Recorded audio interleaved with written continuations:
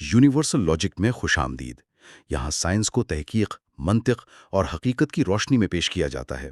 کائنات سے انسانی ذہن تک ہم پیچیدہ سائنسی تصورات کو واضح اور قابل فہم انداز میں بیان کرتے ہیں۔ ہمارے ذہنی سفر میں شامل ہوں اور ہر دن خود کو ایک نئی نظر سے دیکھنا سیکھیں۔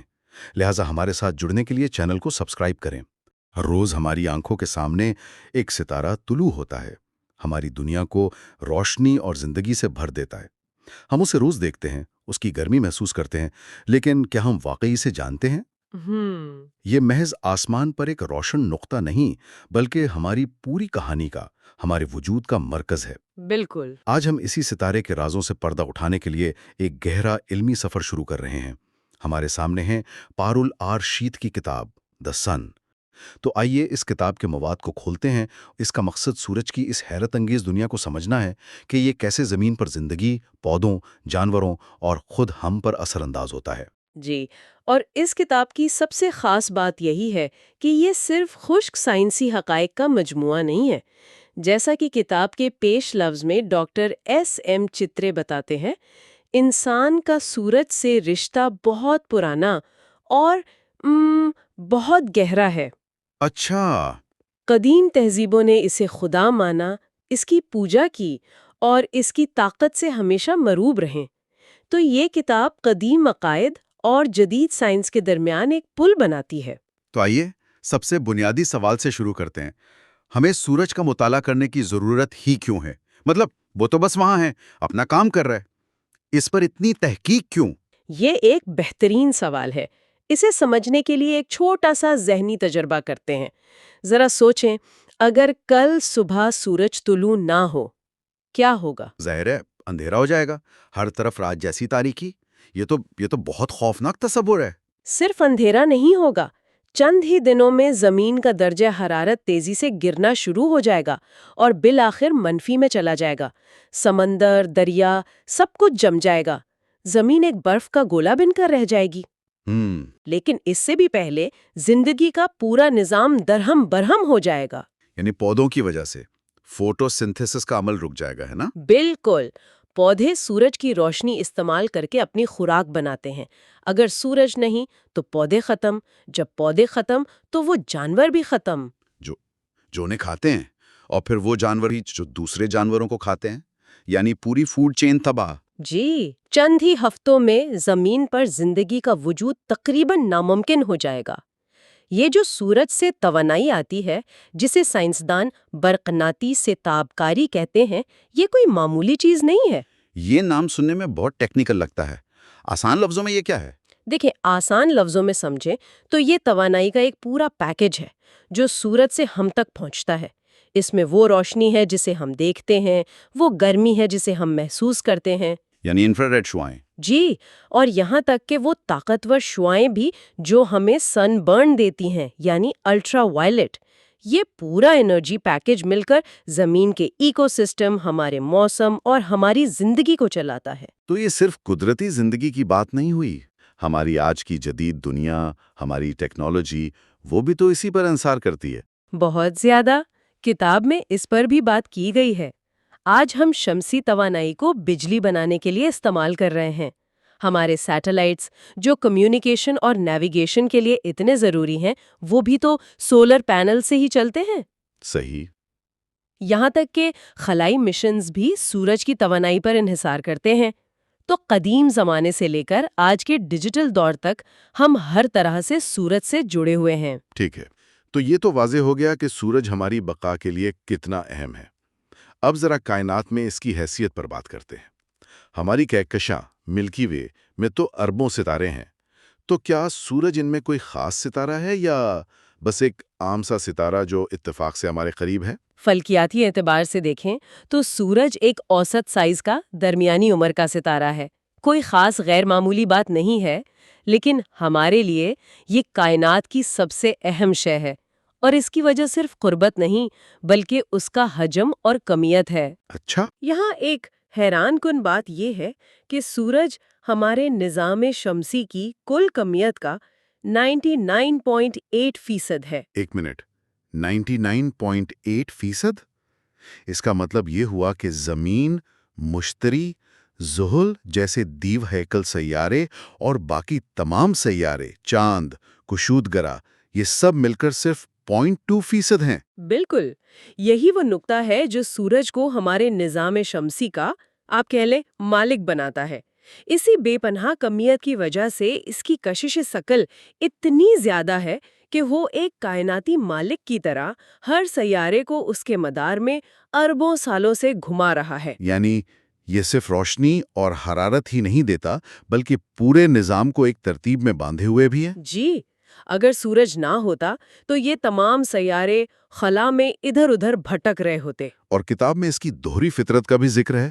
ایک طرف یہ زندگی دیتا ہے، موسم بناتا ہے، خوبصورت قوس و قزح دکھاتا ہے، دوسری طرف یہی سورج خطرناک شمسی طوفان پیدا کرتا ہے جو ہمارے سیٹلائٹس اور بجلی کے نظام کو تباہ کر سکتے ہیں۔ جی، یہ زندگی بخش بھی ہے اور تباہ کن بھی، اور شاید یہی دوہری فطرت وجہ تھی کہ قدیم تہذیبیں اس سے اتنا مرعوب تھیں۔ یہ ایک بہترین نقطہ ہے۔ آئیے اسی دور میں چلتے ہیں جب سائنس نہیں تھی اور سورج ایک دیوتا تھا۔ کتاب میں قدیم مصریوں کا ذکر ہے جو اسے را یعنی خالق خدا مانتے تھے۔ اور یہ عقیدہ صرف مصر تک محدود نہیں تھا، یہ ایک عالمگیر تصور تھا۔ یونانیوں کے لیے یہ ہیلیوس تھا، جو اپنے آگ کے رتھ پر سوار ہو کر ہر روز آسمان کا سفر کرتا تھا۔ رومیوں کے لیے سول تھا۔ دنیا کے ہر کونے میں، ایسکیمو قبائل سے لے کر نیوزی لینڈ کے ماوری قبائل تک، سب کی اپنی کہانیاں اور عقائد تھے۔ ہندو دیومالا میں تو آج بھی سوریہ دیوتا کو پوجا جاتا ہے، جو روشنی، علم اور زندگی کی علامت ہے۔ لیکن جو بات مجھے سب سے دلچسپ لگی وہ یہ ہے کہ قدیم لوگوں نے صرف اس کی پوجا ہی نہیں کی، بلکہ اس کا گہرا مشاہدہ بھی کیا۔ یہ صرف عقیدے کی بات نہیں تھی۔ بالکل نہیں، یہ بقا کی ضرورت تھی۔ انہوں نے سورج کی حرکات کو سمجھ کر کیلنڈر بنائے، سن ڈائل یعنی دھوپ گھڑی بنائی تاکہ وقت کا حساب رکھا جا سکے۔ سٹون ہینج جیسی جگہوں کا بھی یہی مقصد تھا، ہے نا؟ جی، برطانیہ میں موجود سٹون ہینج کے بارے میں بھی یہی خیال ہے کہ وہ ایک قدیم فلکیاتی رصدگاہ تھی جو موسموں کی تبدیلی جیسے سال کے سب سے لمبے اور سب سے چھوٹے دن کا پتہ لگانے کے لیے بنائی گئی تھی۔ یہ جاننا ان کے لیے بہت ضروری تھا کہ فصلیں کب اگانی ہیں اور سردیوں کی تیاری کب کرنی ہے۔ تو بقا کی اسی ضرورت نے آخرکار انسان کو عقیدے سے آگے تحقیق کی طرف دھکیلا۔ یعنی وہ جاننا چاہتے تھے کہ یہ ہے کیا۔ یہیں سے سائنس کا سفر شروع ہوتا ہے۔ وہ پہلا شخص کون تھا جس نے یہ کہنے کی جرات کی کہ سورج کوئی دیوتا نہیں ہے؟ کتاب کے مطابق یہ اعزاز یونانی فلسفی ایناکزاگورس کو جاتا ہے، تقریباً 400 قبل مسیح میں۔ انہوں نے یہ دعویٰ کیا کہ سورج کوئی دیوتا نہیں بلکہ ایک بہت بڑا دہکتا ہوا پتھر ہے۔ اس وقت کے لحاظ سے تو یہ ایک انتہائی انقلابی سوچ ہوگی۔ بہت زیادہ، اور خطرناک بھی۔ انہیں اس کی وجہ سے مشکلات کا سامنا بھی کرنا پڑا۔ لیکن اصل گیم چینجر تو نکولس کوپرنکس تھے، جنہوں نے 1543 میں یہ نظریہ پیش کیا کہ کائنات کا مرکز زمین نہیں بلکہ سورج ہے۔ یہ قبول کرنا تو بہت مشکل ہوا ہوگا۔ بہت مشکل۔ ہزاروں سال سے ہر کوئی یہی مانتا تھا کہ ہم کائنات کا مرکز ہیں۔ چرچ نے ان کے نظریے کو سختی سے مسترد کر دیا۔ تو پھر یہ بات مانی کیسے گئی؟ دیکھیں، انہوں نے ایک ایسے انقلاب کی بنیاد رکھ دی تھی جسے روکا نہیں جا سکتا تھا۔ ان کے کام نے ثابت کیا کہ کائنات کو سمجھنے کے لیے مشاہدے اور ریاضی کی ضرورت ہے، نہ کہ صرف پرانے عقائد کی۔ اس کے بعد سائنسدانوں نے سورج کو ایک بالکل نئی نظر سے دیکھنا شروع کیا۔ اچھا، تو یہاں میرا ایک سوال ہے۔ ہم زمین پر بیٹھے کروڑوں میل دور ایک ستارے کے بارے میں یہ کیسے جان پائیں کہ وہ کس چیز سے بنا ہے؟ یہ تو جادو جیسا لگتا ہے۔ یہ کہانی کسی جاسوسی ناول سے کم دلچسپ نہیں۔ اس کی شروعات 1666 میں آئزیک نیوٹن نے کی۔ انہوں نے ایک پرزم کا استعمال کرتے ہوئے دکھایا کہ سورج کی سفید روشنی اصل میں 7 رنگوں کا ایک مجموعہ ہے، جسے ہم اسپیکٹرم یا قوس و قزح کہتے ہیں۔ ٹھیک ہے، یہ تو اسکول میں بھی پڑھا ہے، لیکن اس سے یہ کیسے پتا چلا کہ سورج کس چیز سے بنا ہے؟ یہاں سے کہانی دلچسپ ہوتی ہے۔ تقریباً 150 سال بعد 1814 میں ایک جرمن سائنسدان جوزف وان فران ہوفر نے جب اس اسپیکٹرم کو بہت غور سے دیکھا تو انہیں کچھ پراسرار کالی لکیریں نظر آئیں، جیسے کسی نے رینبو پر باریک پینسل سے لائنیں کھینچ دی ہوں۔ काली लकीरें? जी, और किसी को समझ नहीं आया कि ये क्या है। ये एक मौम्मा बन गया। तो ये मौम्मा हल कैसे हुआ? आखिरकार 1859 में गुस्ताफ कर्चॉफ ने ये मौम्मा हल किया। उन्होंने लैब में मुख्तलिफ अनासर को जलाकर उनकी रोशनी का स्पेक्ट्रम देखा और दरियाफ्त किया कि हर अंसुर रोशनी के कुछ खास रंगों को जज्ब कर लेता है। अच्छा। और जहां से रंग गायब होता है वहां एक काली लकीर बन जाती है।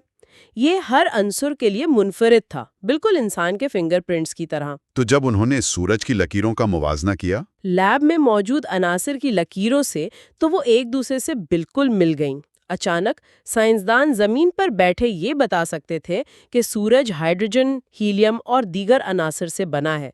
ये एक इनकलाबी दरियाफ्त थी और इसी से एस्ट्रोफिजिक्स के शोबे ने जन्म लिया। कमाल है। तो वो काली लकीरें सूरज में मौजूद अनासिर के फिंगरप्रिंट्स थे। अब इन जदीद साइंसी आलात की मदद से हासिल होने वाले कुछ बुनियादी आदाद व शुमार पर बात करते हैं। यह हमसे कितना दूर है? किताब में दिए गए आदादो शुमार के मुताबिक सूरज जमीन से तकरीबन 150 मिलियन किलोमीटर दूर है। 150 मिलियन किलोमीटर। इसका मतलब ये है कि रोशनी, जो कायनात की तेज तरीन शय है, उसे भी हम तक पहुंचने में वक्त लगता होगा। बिल्कुल। सूरज की रोशनी को हम तक पहुंचने में 8 मिनट और 20 सेकंड लगते हैं। 8 मिनट? जी। इसका एक बहुत दिलचस्प मतलब ये है कि अगर सूरज अभी इसी लम्हे गायब हो जाए तो हमें 8 मिनट और 20 सेकंड तक पता भी नहीं चलेगा। 8 मिनट तक हम उसे आसमान पर देखते रहेंगे, जबकि हकीकत में वो वहां नहीं होगा। ये तो बहुत अजीब सोच है। यानी हम हमेशा माजी को देख रहे होते हैं। और इसकी उम्र कितनी है? साइंसदानों का अंदाजा है कि सूरज तकरीबन 4.6 अरब साल पहले बना था। और अच्छी खबर यह है कि इसमें मजीद तकरीबन 5 अरब साल तक जलने का ईंधन बाकी है। और साइज, हम सुनते हैं कि ये बहुत बड़ा है, लेकिन कितना बड़ा? इसका कुत्र तकरीबन 1.4 मिलियन किलोमीटर है। इसे इस तरह समझें कि अगर सूरज एक खोखली गेंद हो तो उसमें 13 लाख जमीनें समा सकती हैं। 13 लाख जमीनें। ये अदद इतना बड़ा है कि जहन में तसव्वुर करना भी मुश्किल है। जी बिल्कुल। और इसकी साख्त बुनियादी तौर पर गैसों पर मुश्तमिल है। ये तकरीबन 74% हाइड्रोजन, 25% हीलियम और सिर्फ 1% दीगर भारी अनासर पर मुश्तमिल है। और दर्जा हरारत? इसके मरकज़ का दर्जा हरारत नाकाबिले तसव्वुर हद तक ज़्यादा है, तकरीबन 15 मिलियन डिग्री सेल्सियस, जबकि उसकी नज़र आने वाली सतह का दर्जा हरारत तकरीबन 5500 डिग्री सेल्सियस के करीब है। मरकज़ी क़ुव्वत है जो हर चीज़ को अपनी जगह पर रखती है। सही। ये हज़ारों साल से इंसानी अकीदे, देवमालाई दास्तानों और फिर साइंसी तहकीक का मरकज़ रहा है। और इसका मुताला हमें ना सिर्फ हमारे अपने सितारे के बारे में बताता है, बल्कि कायनात के उन बुनियादी उसूलों को समझने में भी मदद देता है जो हर जगह कारफरमा है। बिल्कुल। और ये किताब हमें बार बार हमारी जिंदगी पर सूरज के गहरे इन्हिसार का एहसास दिलाती है। हम अक्सर इस बात को भूल जाते हैं कि हमारी खुराक, हमारा मौसम, हमारी तवानाई, यहाँ तक कि हमारे दिन और साल का हिसाब भी इसी एक सितारे से जुड़ा हुआ है। ये गुफ्तगू एक अहम सवाल पैदा करती है जिस पर गौर किया जा सकता है। वो क्या? ये जानने के बाद कि हमारा सूरज भी फानी है, उसकी जिंदगी भी महदूद है और एक दिन ये खत्म हो जाएगा, क्या इससे जमीन पर हमारे अपने वजूद, हमारी तहजीब और हमारे मुस्तकबिल के बारे में हमारा नुक्ता नजर बदल जाता है? अगले हिस्से में हम सूरज की अंदरूनी साख्त और तवानाई के राजों पर बात करेंगे। ये हमारी सूरज सीरीज का दूसरा हिस्सा है। पिछली बार हमने सूरज को बाहर से देखा था, उसकी जिसामत, उसका हमारे निज़ाम शमसी पर असर और वो बुनियादी खुसूसियात जो इसे हमारा सितारा बनाती हैं। ये गहराई से तज्जिया आपके लिए यूनिवर्सल लॉजिक पेश कर रहा है। आज हम एक बिल्कुल मुख्तलिफ सफ़र पर निकल रहे हैं। हम सूरज की चमकती हुई सतह के नीचे गोता लगाने वाले हैं, सीधा इसके धड़कते हुए दिल तक। कभी सोचा है कि सूरज के मरकज़ में जो तवानाई पैदा होती है वो हम तक पहुंचने के लिए कैसा नाकाबिले यकीन सफ़र तय करती है? ये कोई सीधी लकीर का सफ़र नहीं है, बल्कि एक ऐसी दास्तान है जो लाखों साल पर मुहित है।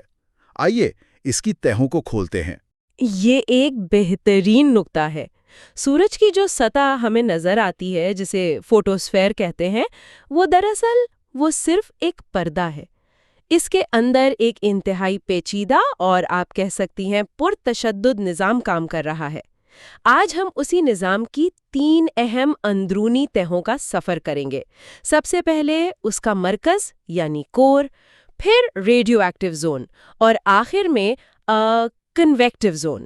ہم مرکز سے شروع کر کے باہر کی طرف آئیں گے، بالکل اسی راستے پر جس پر توانائی سفر کرتی ہے۔ تو پھر شروعات کرتے ہیں کائنات کے سب سے بڑے پاور ہاؤس سے، سورج کا مرکز یعنی کور۔ جب ہم اس کی بات کرتے ہیں تو ہمارے ذرائع کچھ ایسے اعداد و شمار بتاتے ہیں جن کا تصور کرنا بھی مشکل ہے۔ درجہ حرارت تقریباً 1.5 کروڑ ڈگری سیلسیس۔ جی، اور دباؤ زمین کی سطح سے اربوں گنا زیادہ۔ یہ تو ایک ایسی جگہ ہے جس کا مطلب انسانی دماغ تصور بھی نہیں کر سکتا۔ بالکل، اور ان حالات میں مادہ اپنی جانی پہچانی شکل کھو دیتا ہے۔ کور کا مادہ پانی سے 100 گنا زیادہ کثیف ہے، مطلب ڈینس ہے، لیکن یہ نہ ٹھوس ہے، نہ مائع اور نہ ہی عام گیس۔ اچھا، تو پھر یہ کیا ہے؟ یہ پلازما ہے، مادے کی چوتھی حالت۔ پلازما؟ اگر اسے سادہ الفاظ میں سمجھنا ہو تو یہ ایک سپر چارجڈ گیس کی طرح ہے جہاں ایٹم اتنی زیادہ توانائی کی وجہ سے ٹوٹ چکے ہوتے ہیں۔ جی، اور ان کے نیوکلیس اور الیکٹران الگ الگ گھوم رہے ہوتے ہیں۔ صحیح۔ بہترین وضاحت ہے، اور یہی پلازما حالت اس عمل کے لیے ضروری ہے جو سورج کو سورج بناتا ہے، یعنی تھرمو نیوکلیئر فیوژن۔ اسی جگہ ہائیڈروجن کے ایٹم آپس میں جڑ کر ہیلیم بناتے ہیں اور اس عمل میں بے پناہ توانائی، روشنی اور حرارت کی شکل میں خارج ہوتی ہے۔ تو یہ سورج کا انجن ہے؟ جی، یہ سورج کا انجن ہے، اور اسی انجن کی وجہ سے زمین پر زندگی ممکن ہے۔ اور یہ انجن یہ کس رفتار سے کام کر رہا ہے؟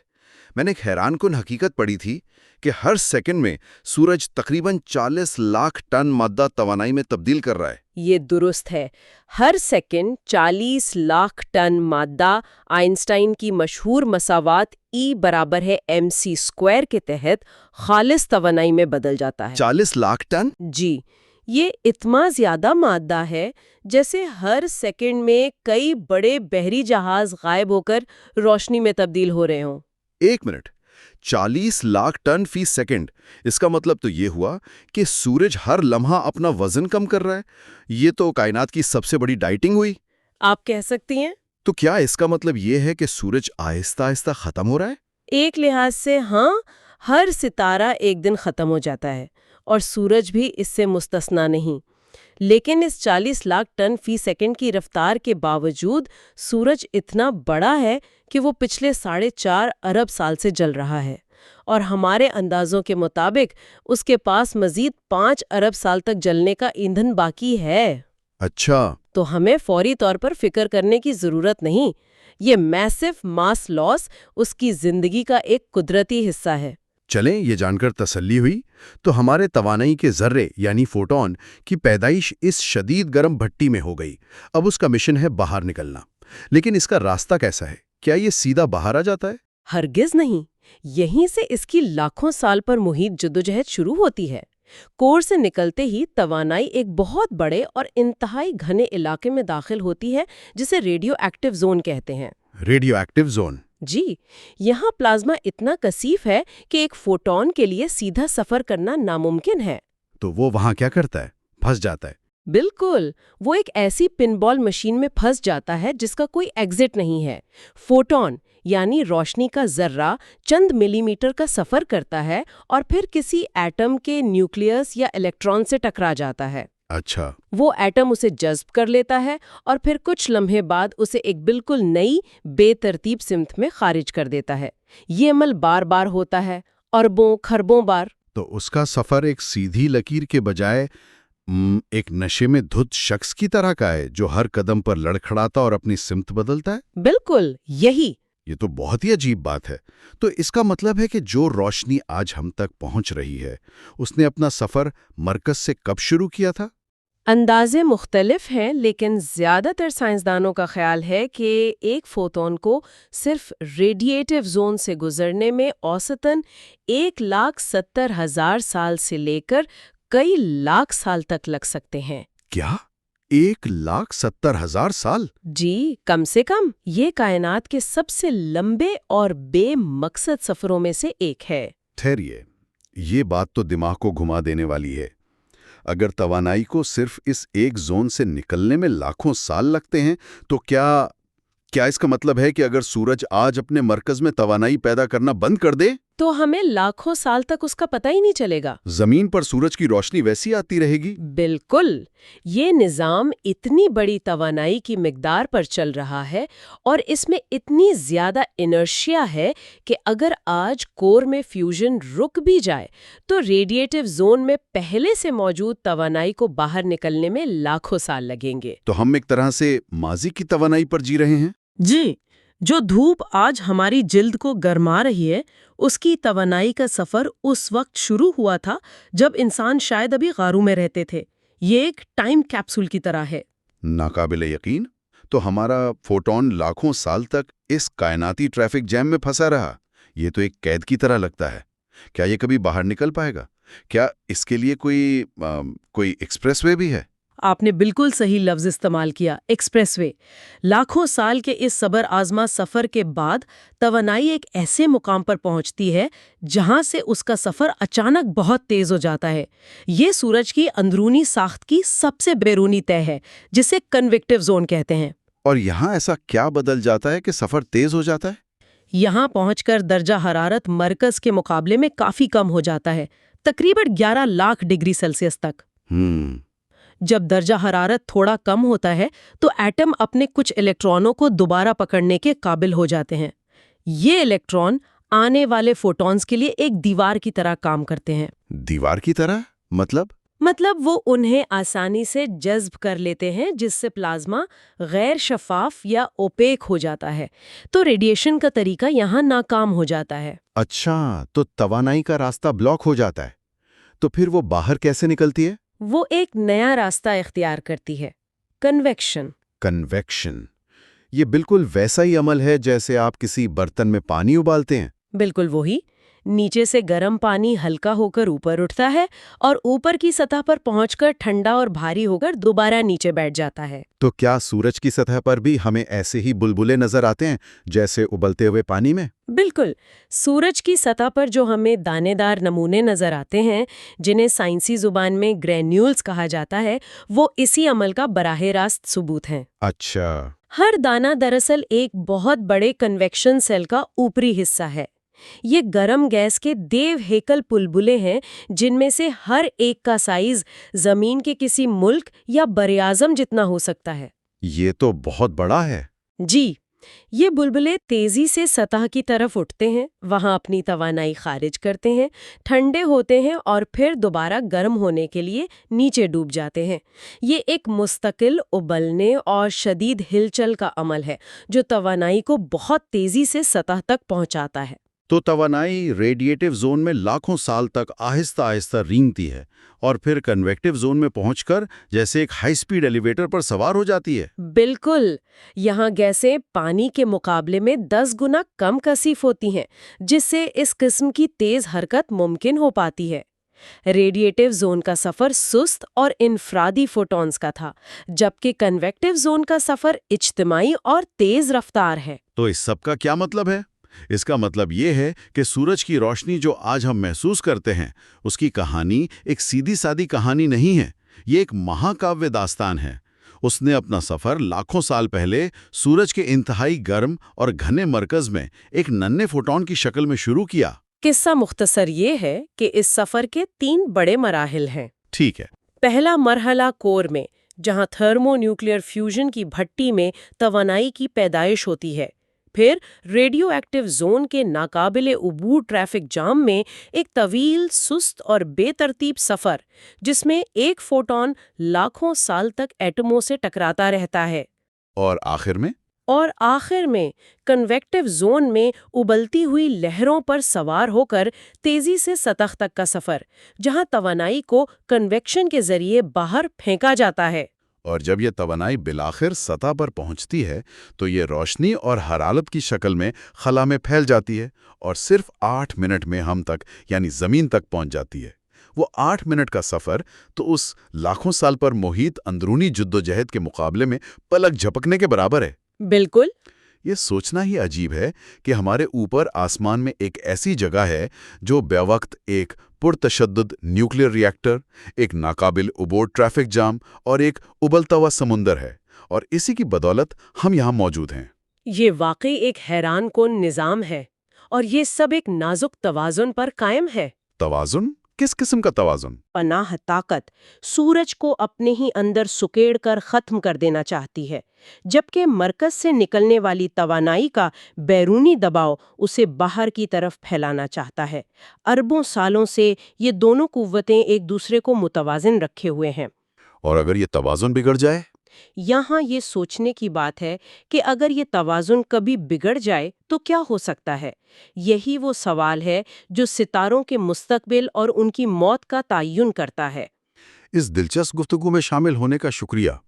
سورج کی اندرونی ساخت کو سمجھنا ایسا ہے جیسے ہم کائنات کے سب سے بڑے اور اہم ترین انجن کے کام کرنے کے طریقے کو سمجھ رہے ہوں۔ بالکل، اور اگلے حصے میں ہم اسی انجن کے سب سے اہم پرزے یعنی تھرمو نیوکلیئر فیوژن کے عمل کو مزید گہرائی میں سمجھیں گے۔ اچھا۔ ہم جانیں گے کہ ہائیڈروجن کے ایٹم کیسے مل کر ہیلیم بناتے ہیں، اور اس عمل میں وہ کون سی خفیہ ترکیب استعمال کرتے ہیں جس سے اتنی بے پناہ توانائی خارج ہوتی ہے۔ زبردست۔ تو ہمارے ساتھ رہیے گا۔ یہ سورج پر ہماری گفتگو کا تیسرا حصہ ہے۔ پچھلے حصوں میں ہم نے سورج کے سائز اور اس کی اندرونی ساخت پر بات کی تھی، لیکن آج ہم ایک زیادہ بنیادی سوال کی طرف جا رہے ہیں۔ وہ سوال جس نے صدیوں تک بہترین دماغوں کو بھی الجھائے رکھا کہ آخر سورج اتنی زیادہ توانائی پیدا کیسے کرتا ہے؟ جی، اور یہ صرف ایک فلکیاتی سوال نہیں ہے، یہ ہماری اپنی موجودگی کا سوال ہے۔ آج ہم اس کائناتی انجن کو سمجھنے کی کوشش کریں گے جو ہمارے سیارے پر زندگی کو ممکن بناتا ہے، اور اس کے لیے ہماری گائیڈ ہے پارول آر شیت کی کتاب دی سن۔ تو چلیے اس راز سے پردہ اٹھاتے ہیں۔ آخر سورج کے اندر ایسا کون سا ایندھن جل رہا ہے؟ مطلب یہ کوئی عام آگ تو ہو نہیں سکتی۔ اگر سورج کوئلے کا بنا ہوتا تو وہ تو چند ہزار سال میں ہی جل کر ختم ہو جاتا۔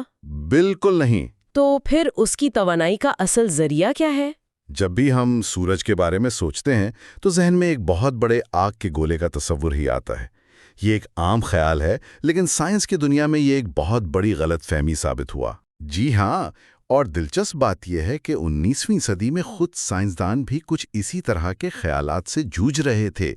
پارول شیت کی کتاب میں اس کا ذکر ہے کہ اس وقت کے بڑے نام جیسے ہرمن وان ہیلم ہولٹز اور لارڈ کیلون، انہوں نے ایک نظریہ پیش کیا۔ اچھا، کیا نظریہ تھا وہ؟ انہوں نے کہا کہ سورج جل نہیں رہا، بلکہ وہ اپنی ہی کشش ثقل کی وجہ سے آہستہ آہستہ سکڑ رہا ہے۔ یعنی جیسے کسی چیز کو دبانے سے وہ گرم ہو جاتی ہے، ویسے ہی سورج اپنے ہی بوجھ تلے دب کر حرارت پیدا کر رہا ہے۔ بالکل یہی خیال تھا۔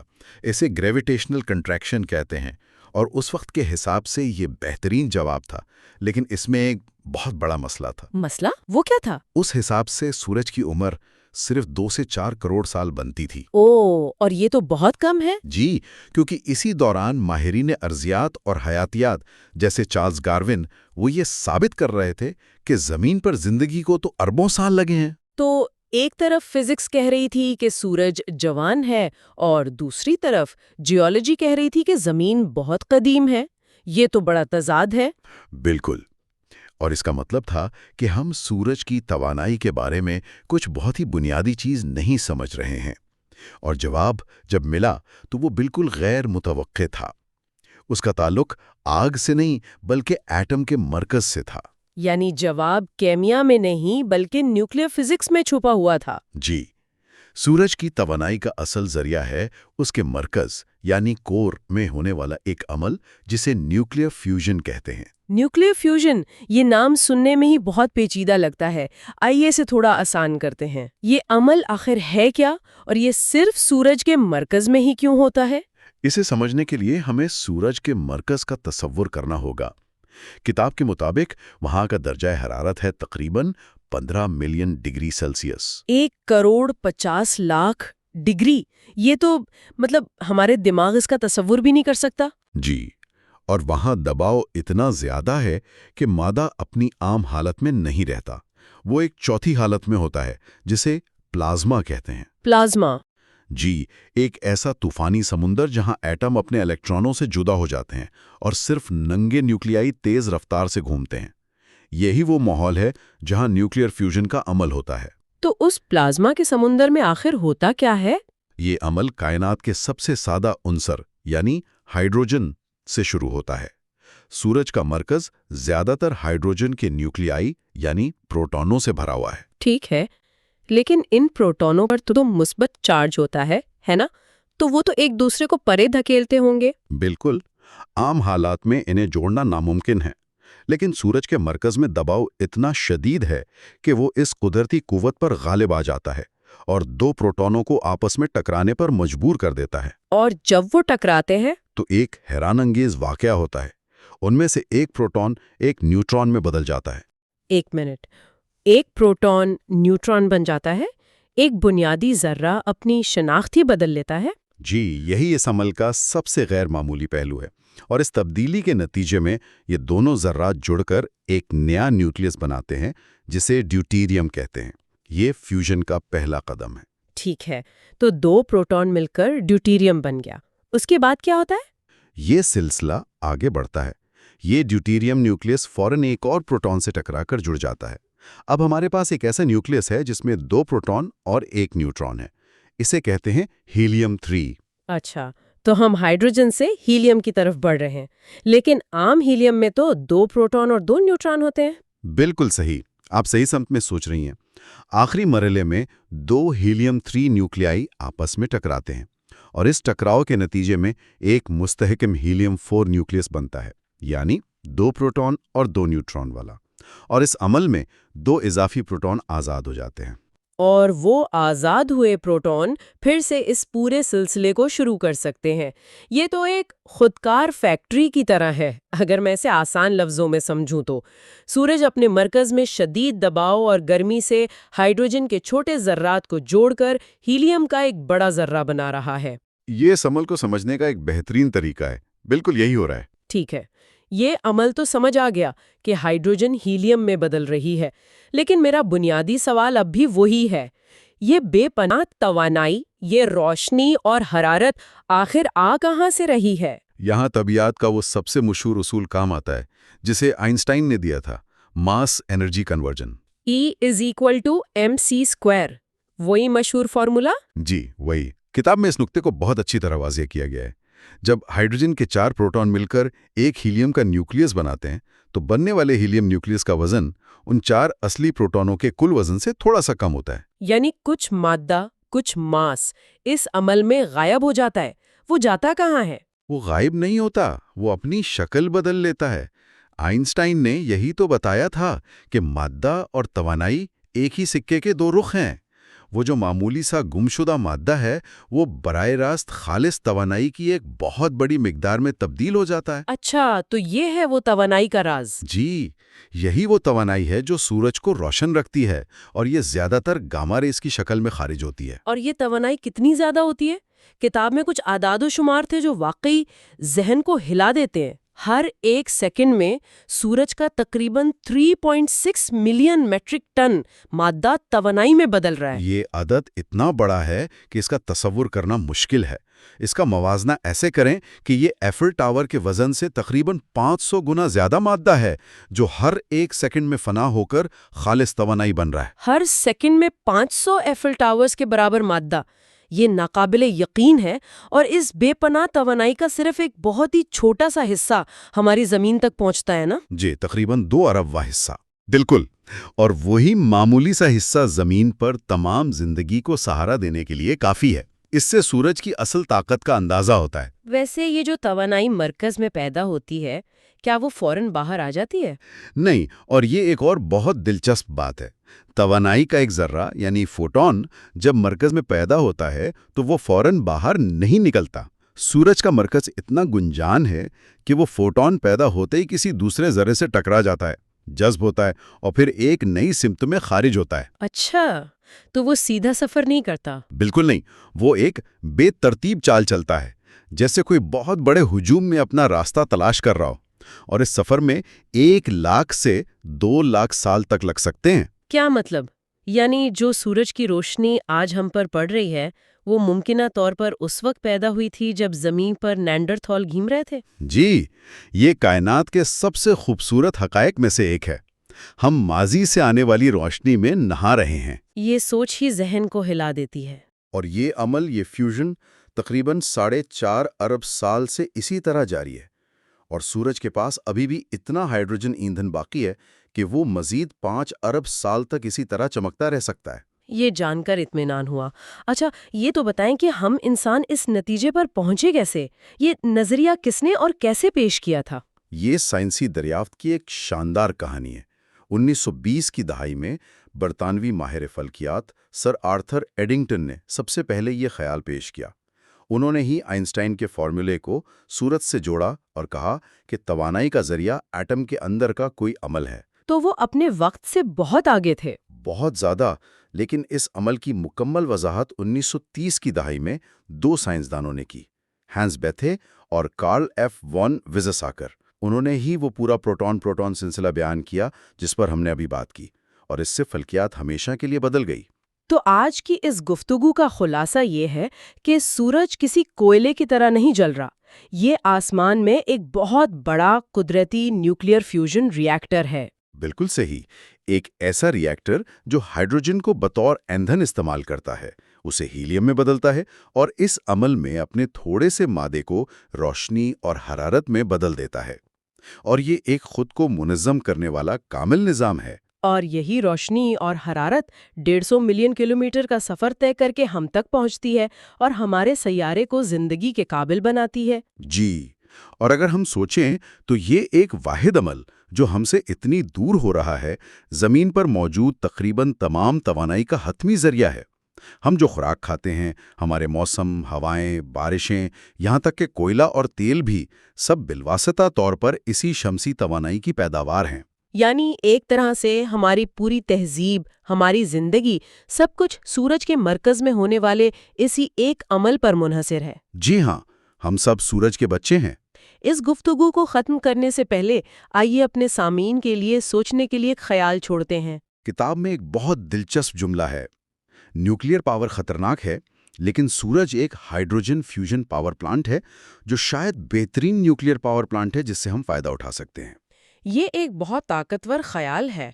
हम जमीन पर एटम को तोड़कर तवानाई बनाते हैं जो खतरनाक फजला पैदा करता है, लेकिन सूरज एटमों को जोड़कर तवानाई बनाता है जो निस्बतन साफ है। तो आज का आखिरी सवाल ये है, अगर इंसानियत किसी दिन ज़मीन पर सूरज के फ्यूजन के अमल को महफूज तरीके से दोहराने में कामयाब हो जाए, तो ये हमारी दुनिया और तवानाई के साथ हमारे ताल्लुक को किस तरह हमेशा के लिए बदल देगा। एक ऐसी दुनिया का तसव्वुर करें जहां तवानाई लामहदूद और साफ हो। इस सोच के साथ हम आज की गुफ्तगू खत्म करते हैं।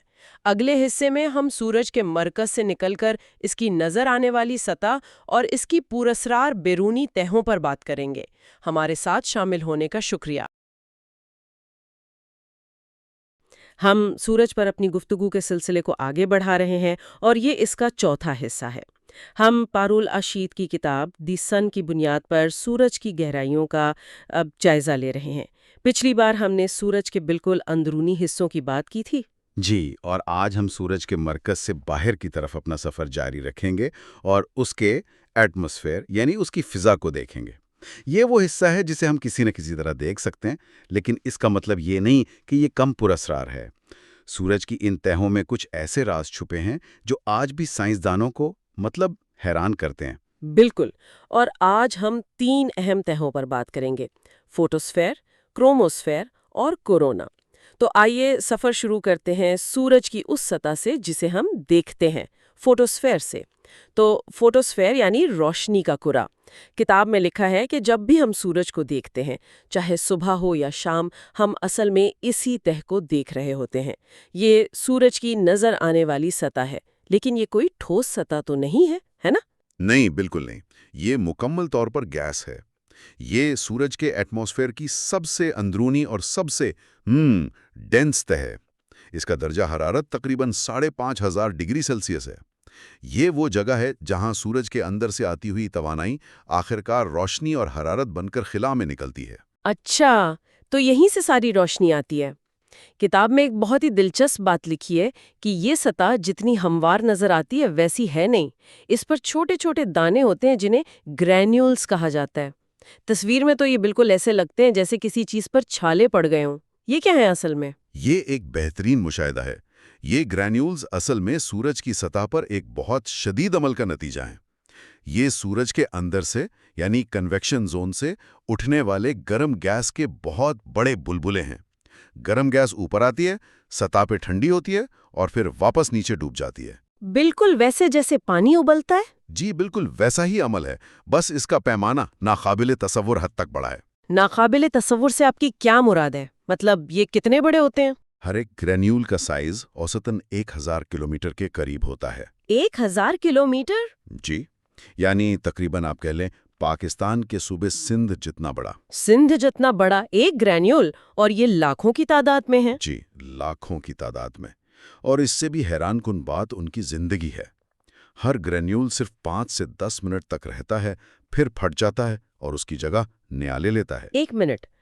مطلب سورج کی سطح پر ہر چند منٹ میں سندھ جتنا بڑا ایک علاقہ ابل کر غائب ہو جاتا ہے؟ بالکل، یہ تو مسلسل لاکھوں چھوٹے دھماکوں کا ایک سلسلہ ہوا جو ہر وقت جاری رہتا ہے۔ بالکل یہی بات ہے۔ سورج کی سطح ایک پرسکون جھیل نہیں بلکہ ایک شدید طور پر ابلتا ہوا دیگچہ ہے، اور اسی فوٹوسفیئر پر ہمیں وہ مشہور سن سپاٹس یعنی سورج کے دھبے بھی نظر آتے ہیں، جن پر ہم اگلے حصے میں تفصیل سے بات کریں گے۔ ٹھیک ہے۔ لیکن یہاں ایک اور بہت اہم چیز ہوتی ہے، اور وہ کیا ہے؟ روشنی کا اخراج۔ فوٹوسفیئر سے جو روشنی نکلتی ہے اس میں بظاہر تو ہر رنگ ہوتا ہے جسے ہم اسپیکٹرم کہتے ہیں، لیکن جب اس کا بہت باریکی سے تجزیہ کیا جاتا ہے تو اس میں ہزاروں کالی لکیریں نظر آتی ہیں۔ یہ وہ رنگ ہیں جو غائب ہیں۔ غائب ہے؟ اس کا کیا مطلب ہوا؟ روشنی میں سے رنگ کیسے غائب ہو سکتے ہیں؟ یہ اس لیے ہوتا ہے کیونکہ فوٹوسفیئر میں جو مختلف عناصر ہیں جیسے ہائیڈروجن، ہیلیم، آئرن، وہ اپنی اپنی مخصوص ویو لینتھ یا رنگ کی روشنی کو جذب کر لیتے ہیں۔ اچھا۔ ہر عنصر کا ایک اپنا فنگر پرنٹ ہوتا ہے۔ جب روشنی ان میں سے گزرتی ہے تو وہ اپنے حصے کا رنگ جذب کر لیتے ہیں، تو وہ روشنی ہم تک نہیں پہنچتی۔ اس وجہ سے اسپیکٹرم میں اس جگہ ایک کالی لکیر بن جاتی ہے؟ تو یہ کالی لکیریں صرف ایک تکنیکی چیز نہیں ہے، بلکہ یہ تو کائنات کو سمجھنے کی ایک چابی ہے۔ یعنی ہم کروڑوں میل دور بیٹھے صرف روشنی کا تجزیہ کر کے یہ بتا سکتے ہیں کہ سورج کن چیزوں سے بنا ہے۔ واہ! آئی باہر نکلتی ہے اور اگلی سطح میں داخل ہوتی ہے، یعنی کروموسفیئر میں، تو معاملات بہت عجیب ہو جاتے ہیں، خاص طور پر درجہ حرارت کے لحاظ سے۔ جی، فوٹوسفیئر سے اوپر کی تہہ ہے کروموسفیئر، جس کا مطلب ہے رنگین کرہ۔ یہ تہہ فوٹوسفیئر کے مقابلے میں بہت پتلی اور کم کثیف ہے، اس لیے عام حالات میں یہ ہمیں نظر نہیں آتی۔ فوٹوسفیئر کی چمک اسے چھپا لیتی ہے۔ تو پھر اسے دیکھتے کیسے ہیں؟ اور اس کا نام رنگین کرہ کیوں ہے؟ اسے صرف مکمل سورج گرہن کے وقت دیکھا جا سکتا ہے۔ جب چاند فوٹوسفیئر کو پوری طرح ڈھانپ لیتا ہے تو کچھ سیکنڈز کے لیے کروموسفیئر سورج کے گرد ایک باریک گلابی یا سرخی مائل پٹی کی طرح نظر آتی ہے۔ واو! جی، یہ رنگ وہاں موجود ہائیڈروجن گیس کی وجہ سے پیدا ہوتا ہے۔ بہت ہی شاندار منظر ہوتا ہے۔ لیکن یہیں سے درجہ حرارت کا وہ معمہ شروع ہوتا ہے۔ کتاب کہتی ہے کہ فوٹوسفیئر کے بالکل اوپر درجہ حرارت کم ہو کر تقریباً 4000 ڈگری ہو جاتا ہے۔ یہ تو سمجھ میں آتا ہے کیونکہ ہم حرارت کے ذریعے سے دور جا رہے ہیں۔ جی، یہ بالکل منطقی لگتا ہے، لیکن یہی وہ جگہ ہے جہاں ہماری عام فہم منطق جواب دے جاتی ہے۔ کروموسفیئر میں جیسے جیسے ہم اوپر جاتے ہیں، درجہ حرارت اچانک اور بہت تیزی سے بڑھنا شروع ہو جاتا ہے۔ اس تہہ کے اوپری حصے تک پہنچتے پہنچتے یہ 27,800 ڈگری سیلسیس تک چلا جاتا ہے۔ 1 منٹ، یہ تو فزکس کے عام اصولوں کے بالکل الٹ ہے۔ جیسے آپ آگ سے دور جائیں تو گرمی کم ہونی چاہیے، ہے نا؟ یہاں تو ہم سورج کے مرکز سے اور دور جا رہے ہیں، لیکن درجہ حرارت ہزاروں ڈگری بڑھ رہا ہے۔ اس کی کیا وجہ ہے؟ یہ ایک بہت بڑا سوال ہے اور سائنسدان کئی دہائیوں سے اس کا جواب ڈھونڈ رہے ہیں۔ اس کی وجہ توانائی کی روایتی منتقلی نہیں ہے۔ यहाँ सूरज की ताकतवर मैग्नेटिक फील्ड्स का किरदार सबसे अहम है। क्रोमोस्फीयर कोई पुरसकून तह नहीं है, बल्कि यहाँ गैस के बड़े बड़े शोले, जिन्हें स्पिक्यूल्स कहते हैं, हर वक्त हजारों किलोमीटर ऊपर की तरफ लपकते रहते हैं। मतलब ये एक तूफानी समंदर की तरह है जहाँ गैसें हर वक्त हरकत में हैं और ये हरकत मैग्नेटिक तवानाई की वजह से होती है। बिल्कुल, यूं समझें कि मैग्नेटिक तवानाई एक कोड़े की तरह काम करती है, जो नीचे से तवानाई को झटके से ऊपर की तहों में फेंकती है। ये तवानाई गैस के जर्रात को इतनी तेज रफ्तार देती है कि उनका दर्जा हरारत ड्रामेटिक तौर पर बढ़ जाता है। तो ये एक मैग्नेटिक तौर पर गर्म होने वाली तह है, ये तस्वुर ही नया है। और ये तवानाई की मुंतकिली यहीं नहीं रुकती, बल्कि अगली तह में तो ये अपनो इंतहा को पहुंच जाती है। और वो अगली और सबसे बैरूनी तह है कोरोना, जिसका मतलब है ताज। ये सूरज का ताज है और इसके एटमॉस्फेयर का सबसे पुरस्कार हिस्सा। ये भी क्रोमोस्फेयर की तरह सिर्फ मुकम्मल सूरज ग्रहण के वक्त नजर आता है। तब ये सूरज के गिर्द एक शानदार मोतियों जैसी सफेद रोशनी के हाले की तरह लगता है। और यहाँ दर्जा हरारत की पहेली तो क्रोमोस्फीयर से भी कहीं ज्यादा बड़ी हो जाती है।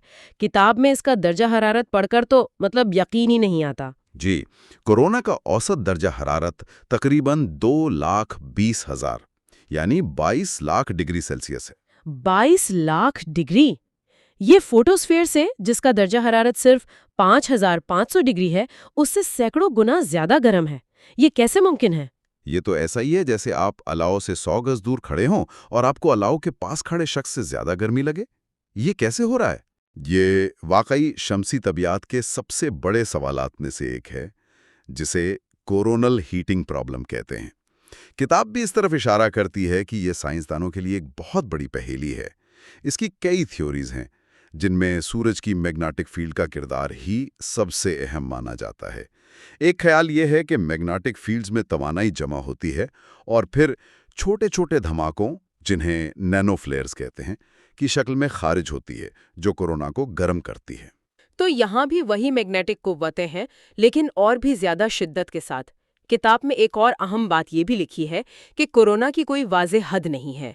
ये सूरज से बाहर की तरफ लाखों किलोमीटर तक फैलती रहती है। बिल्कुल, कोरोना इतना गर्म और तवाना है कि सूरज की कशिश सकल उसे पूरी तरह काबू में नहीं रख पाती है, इसलिए ये मुस्तकिल तौर पर खला में फैल रहा है।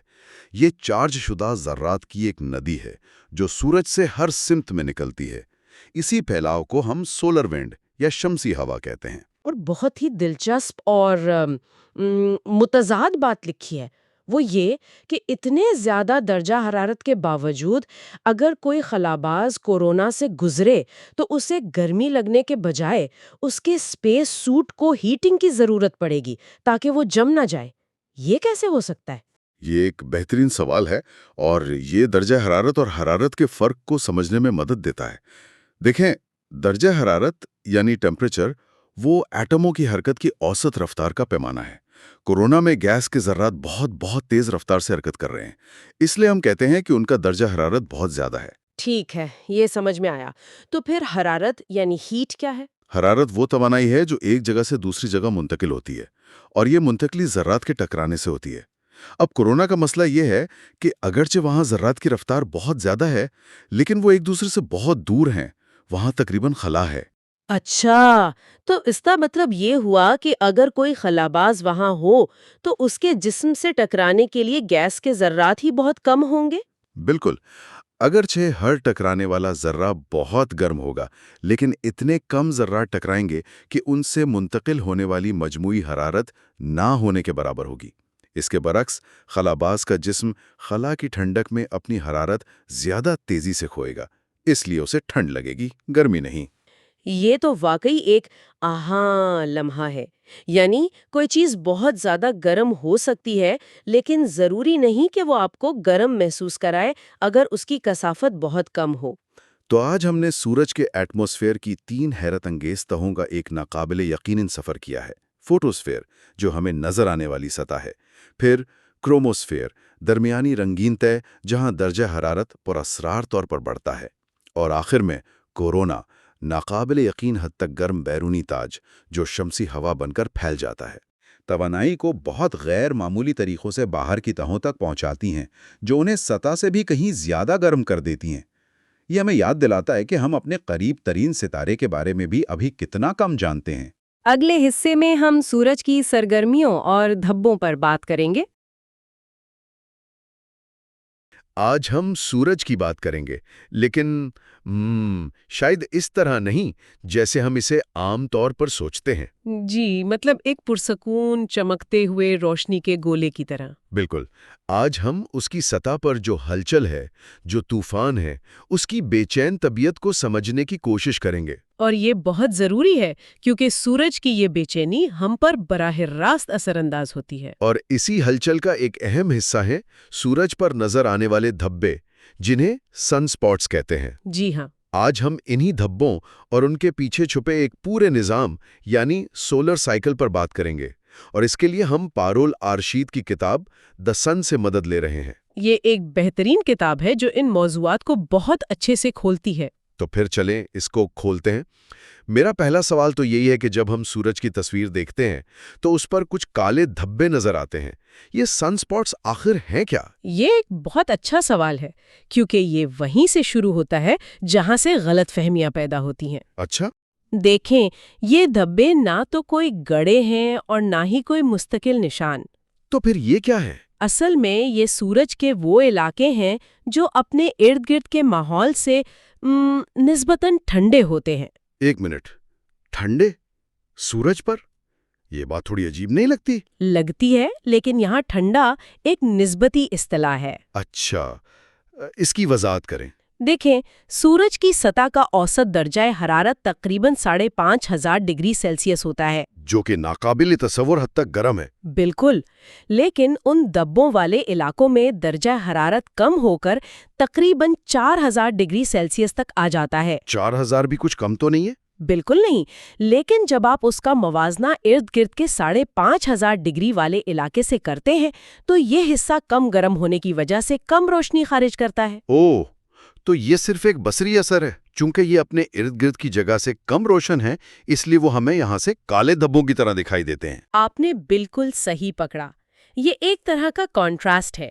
اگر آپ ان میں سے کسی ایک دھبے کو اکیلے خلا میں رکھ دیں تو وہ ہمارے چاند سے بھی زیادہ روشن نظر آئے گا۔ واقعی یہ تو بہت دلچسپ ہے۔ اچھا، ان دھبوں کی کوئی خاص ساخت بھی ہوتی ہے؟ جی ہاں، ان کی ایک بہت واضح ساخت ہوتی ہے۔ ایک عام سن سپاٹ کے 2 حصے ہوتے ہیں۔ 2 حصے؟ جی، اس کا جو مرکزی سب سے گہرا حصہ ہوتا ہے اسے امبرا کہتے ہیں، امبرا۔ اور اس کے چاروں طرف ایک نسبتاً ہلکے رنگ کا حلقہ ہوتا ہے جسے پینمبرا کہتے ہیں۔ یعنی ایک گہرا مرکز اور اس کے گرد ایک ہلکا حالہ۔ بالکل۔ اور ان کا سائز، میرا اندازہ ہے یہ چھوٹے نہیں ہوں گے؟ چھوٹے تو بالکل بھی نہیں۔ کتاب کے مطابق ایک عام سن سپاٹ کا قطر 32,000 کلومیٹر تک ہو سکتا ہے۔ 32,000؟ جی۔ ایک منٹ، ہماری زمین کا قطر تو 13,000 کلومیٹر کے قریب ہے۔ بالکل۔ تو اس کا مطلب یہ ہوا کہ ایک دھبے میں 2 شاید 3 زمینیں بھی سما سکتی ہیں۔ آرام سے، بلکہ بعض اوقات تو ان کے بڑے گروہ بن جاتے ہیں جو اس سے بھی کئی گنا بڑے ہوتے ہیں۔ یہ پیمانہ تو واقعی ذہن کو چکرا دیتا ہے۔ تو انسان انہیں کب سے دیکھ رہا ہے؟ گیلیلیو کا نام تو بہت سنا ہے۔ جی، گیلیلیو کا کام بلا شبہ بہت اہم تھا۔ انہوں نے 1612 میں اپنی ٹیلیسکوپ سے ان دھبوں کا باقاعدہ مشاہدہ کیا۔ اور انہوں نے یہ ثابت کیا تھا کہ یہ سورج کے ساتھ گھوم رہے ہیں نا؟ جی، جس سے یہ بھی ثابت ہوا کہ سورج اپنے محور پر گھومتا ہے۔ یہ ایک بہت بڑی دریافت تھی۔ تو کیا ہم کہہ سکتے ہیں کہ گیلیلیو نے ہی انہیں سب سے پہلے دریافت کیا؟ یہاں تاریخ تھوڑی اور دلچسپ ہو جاتی ہے۔ اگرچہ گیلیلیو کو بہت شہرت ملی، لیکن وہ اکیلے نہیں تھے۔ اچھا؟ کتاب بتاتی ہے کہ انگلینڈ کے تھامس ہیریٹ، جرمنی کے جوہانس فیبریشس اور کرسٹوفر شائنر جیسے کئی ماہرین فلکیات نے بھی 1610 اور 11 کے آس پاس آزادانہ طور پر انہیں دیکھا تھا۔ یعنی ایک ہی وقت میں کئی جگہوں پر یہ کام ہو رہا تھا۔ جی، ایسا اکثر ہوتا ہے۔ در حقیقت جوہانس فیبریشس نے تو 1611 میں اس موضوع پر سب سے پہلے اپنی تحقیق شائع کی تھی، گیلیلیو سے بھی 1 سال پہلے۔ یہ واقعی ایک اہم تاریخی وضاحت ہے۔ اچھا، تو یہ دھبے بنتے ہیں، غائب ہو جاتے ہیں۔ کیا ان کے آنے جانے میں کوئی ترتیب ہے؟ نہیں، یہ بالکل بے ترتیب نہیں ہے، اور یہیں سے سورج کو سمجھنے کا ایک نیا اور بہت اہم باب شروع ہوتا ہے جسے ہم سولر سائیکل کہتے ہیں۔ Solar cycle? جی، سورج پر نظر آنے والے دھبوں کی تعداد ہمیشہ ایک جیسی نہیں رہتی۔ یہ تعداد تقریباً 11 سال کے ایک چکر میں بہت کم سے بڑھ کر بہت زیادہ ہوتی ہے اور پھر واپس کم ہو جاتی ہے۔ 11 سال کا ایک پورا چکر، یہ تو بہت باقاعدہ ہے۔ یہ پتہ کیسے چلا؟ اس کا سہرا ایک جرمن ماہر فلکیات سیموئل ہائنرک شوابے کو جاتا ہے۔ شوابے؟ جی، دلچسپ بات یہ ہے کہ وہ پیشے سے ایک فارماسسٹ تھے، لیکن فلکیات کا شوق تھا تو انہوں نے تقریباً 17 سال تک روزانہ سورج کے دھبوں کی گنتی کی۔ 17 سال تک؟ کمال کی لگن ہے۔ اور 1843 میں انہوں نے یہ دریافت کیا کہ ان کی تعداد ایک مستقل تقریباً 11 سالہ چکر کی پیروی کرتی ہے۔ تو اس 11 سالہ چکر کا مطلب کیا ہے؟ اس کے 2 اہم مراحل ہوتے ہیں۔ جب سورج پر دھبوں کی تعداد بہت زیادہ ہوتی ہے تو اس دور کو سولر میکسیمم کہا جاتا ہے۔ سولر میکسیمم یعنی جب سورج سب سے زیادہ فعال ہوتا ہے؟ بالکل، اور اس دوران سورج سے خطرناک شمسی طوفان اور تابکاری کے اخراج کا خطرہ بہت بڑھ جاتا ہے، جو ہمارے سیٹلائٹس اور مواصلاتی نظام کے لیے خطرناک ہو سکتے ہیں۔ جی، اور ہمارے پاور گریڈز کے لیے بھی۔ اور دوسرا مرحلہ؟ دوسرا مرحلہ سولر منیمم کہلاتا ہے۔ اس وقت سورج کی سطح پر دھبے بہت کم یا بعض اوقات بالکل نہیں ہوتے۔ یہ سورج کا نسبتاً پرسکون دور ہوتا ہے۔ تو منیمم سے میکسیمم اور پھر واپس منیمم تک 11 سال؟ تقریباً 11 سال۔ میں نے کتاب میں 22 سالہ چکر کا بھی ذکر پڑھا ہے، وہ کیا ہے؟ یہ معاملہ اور بھی گہرا ہے۔ بات صرف دھبوں کی تعداد کی نہیں ہے بلکہ ان کے پیچھے موجود مغناطیسیت کی ہے۔ جی، ہر سن سپاٹ ایک بہت طاقتور میگنیٹس کی طرح ہوتا ہے۔ ہر 11 سالہ چکر کے بعد جب نیا چکر شروع ہوتا ہے تو سورج کا پورا میگنیٹک فیلڈ پلٹ جاتا ہے۔ پلٹ جاتا ہے؟ اس کا کیا مطلب؟ اس کا مطلب یہ ہے کہ جو سورج کا شمالی میگنیٹک قطب تھا وہ جنوبی بن جاتا ہے اور جنوبی والا شمالی۔ یعنی پورا میگنیٹک نظام الٹ جاتا ہے؟ جی ہاں، تو سورج کے میگنیٹک فیلڈ کو اپنی اصلی حالت میں واپس آنے کے لیے 2 11 سالہ چکر یعنی کل 22 سال لگتے ہیں۔ واہ، یہ تو بہت ہی عجیب بات ہے۔ لیکن میرا دماغ اب اس سوال پر اٹک گیا ہے کہ آخر یہ سب ہوتا ہی کیوں ہے؟ یہ دھبے کیوں بنتے ہیں اور یہ میگنیٹک میدان اتنا بے چین کیوں ہے؟ دیکھیں، اس تمام سرگرمی کی جڑ سورج کی اپنی ساخت میں ہے۔ وہ کیسے؟ سورج ہماری زمین کی طرح کوئی ٹھوس چیز نہیں ہے، بلکہ یہ گیس اور پلازما کا ایک بہت بڑا گولا ہے۔ اس کی وجہ سے اس کے مختلف حصے مختلف رفتار سے گھومتے ہیں۔ اچھا، یعنی ایک ہی جسم کے 2 حصے الگ الگ رفتار سے؟ بالکل، سورج کا درمیانی حصہ یعنی خط استوا تقریباً 25 دنوں میں اپنا ایک چکر مکمل کرتا ہے۔ ٹھیک ہے۔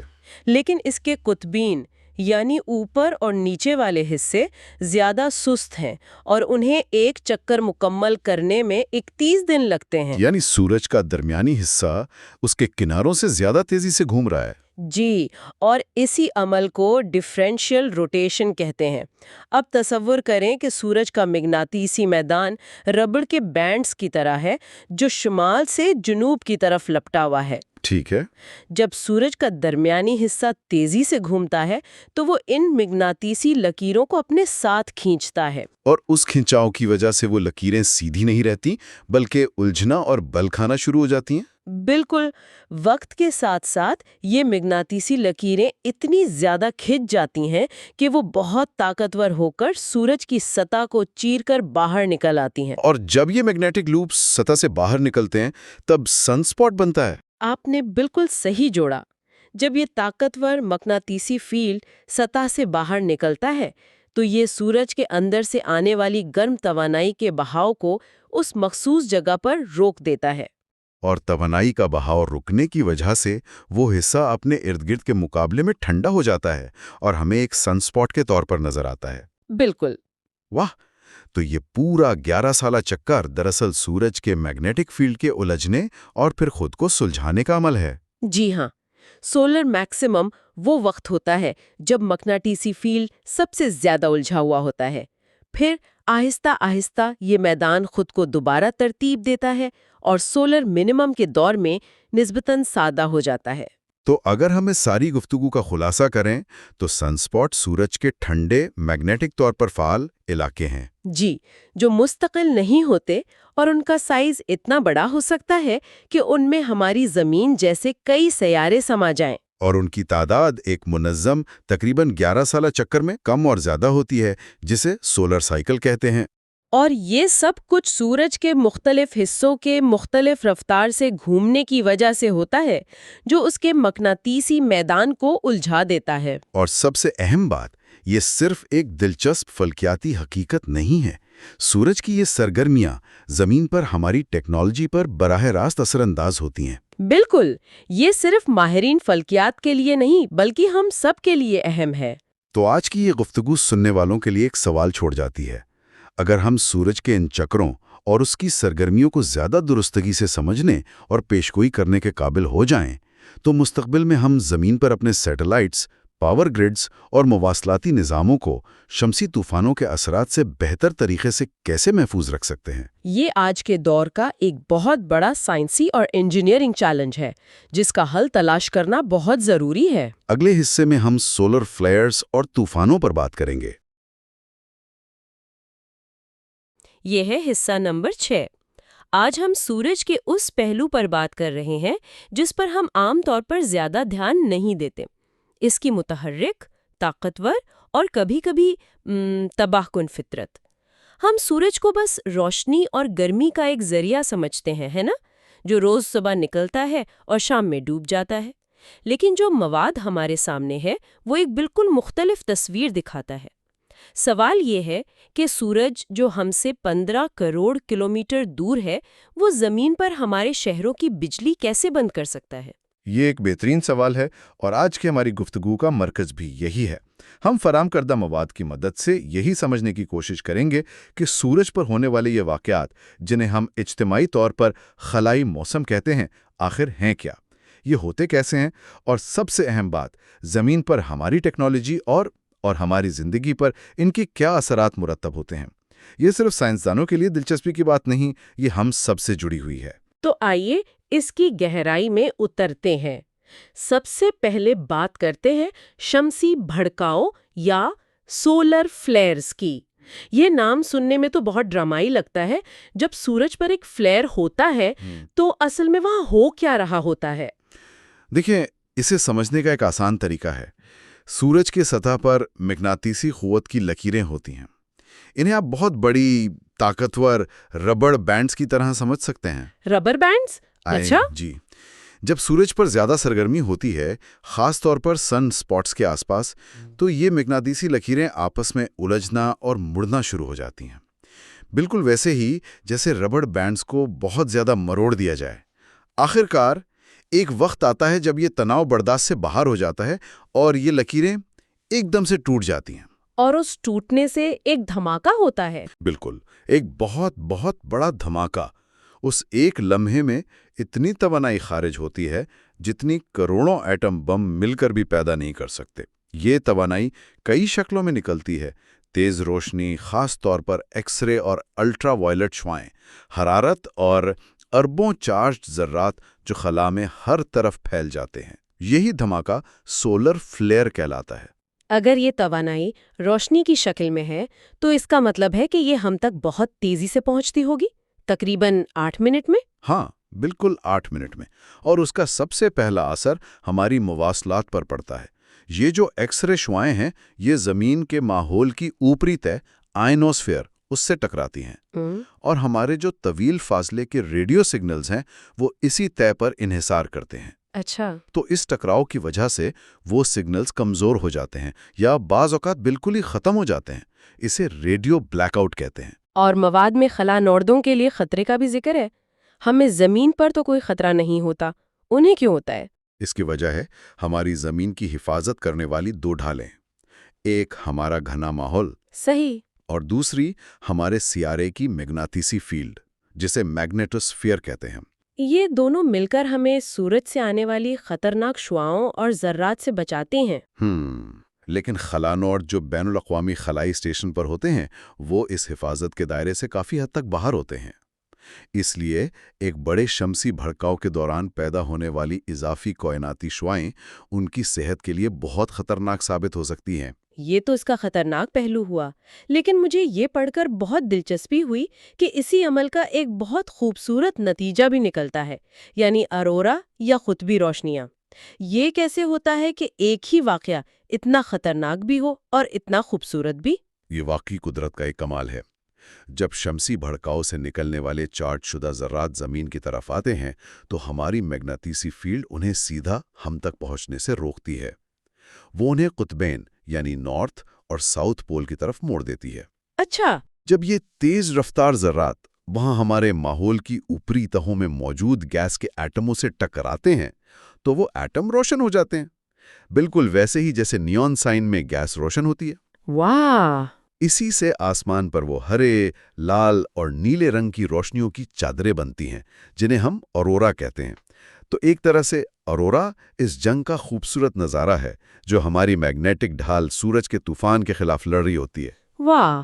تو اروڑا اور دیکھنا دراصل خلا میں ہونے والی ایک جنگ کو دیکھنے جیسا ہے۔ یہ تو بہت دلچسپ ہے، لیکن یہ تو صرف شمسی بھڑکاؤ کی بات ہوئی۔ مواد میں ایک اور چیز کا ذکر ہے جو اس سے بھی کہیں زیادہ بڑی اور طاقتور ہے، کورونل ماس ایجیکشن یا CME۔ اگر فلیئر ایک دھماکہ ہے تو پھر یہ کیا ہے؟ آپ کی پچھلی بات کو ہی آگے بڑھاتے ہیں۔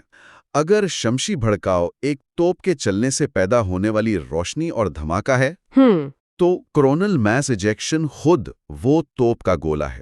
بعض اوقات شمسی بھڑکاؤ کا دھماکہ اتنا شدید ہوتا ہے کہ وہ صرف توانائی ہی نہیں بلکہ سورج کے بیرونی ماحول جسے کورونا کہتے ہیں اس کا ایک بہت بڑا حصہ بھی اکھاڑ کر خلا میں پھینک دیتا ہے۔ سورج کا ایک حصہ؟ یعنی اصل مادہ؟ جی ہاں، اربوں ٹن پلازما یعنی چارج شدہ گیس اور میگنیٹک فیلڈ کا ایک بہت بڑا بادل۔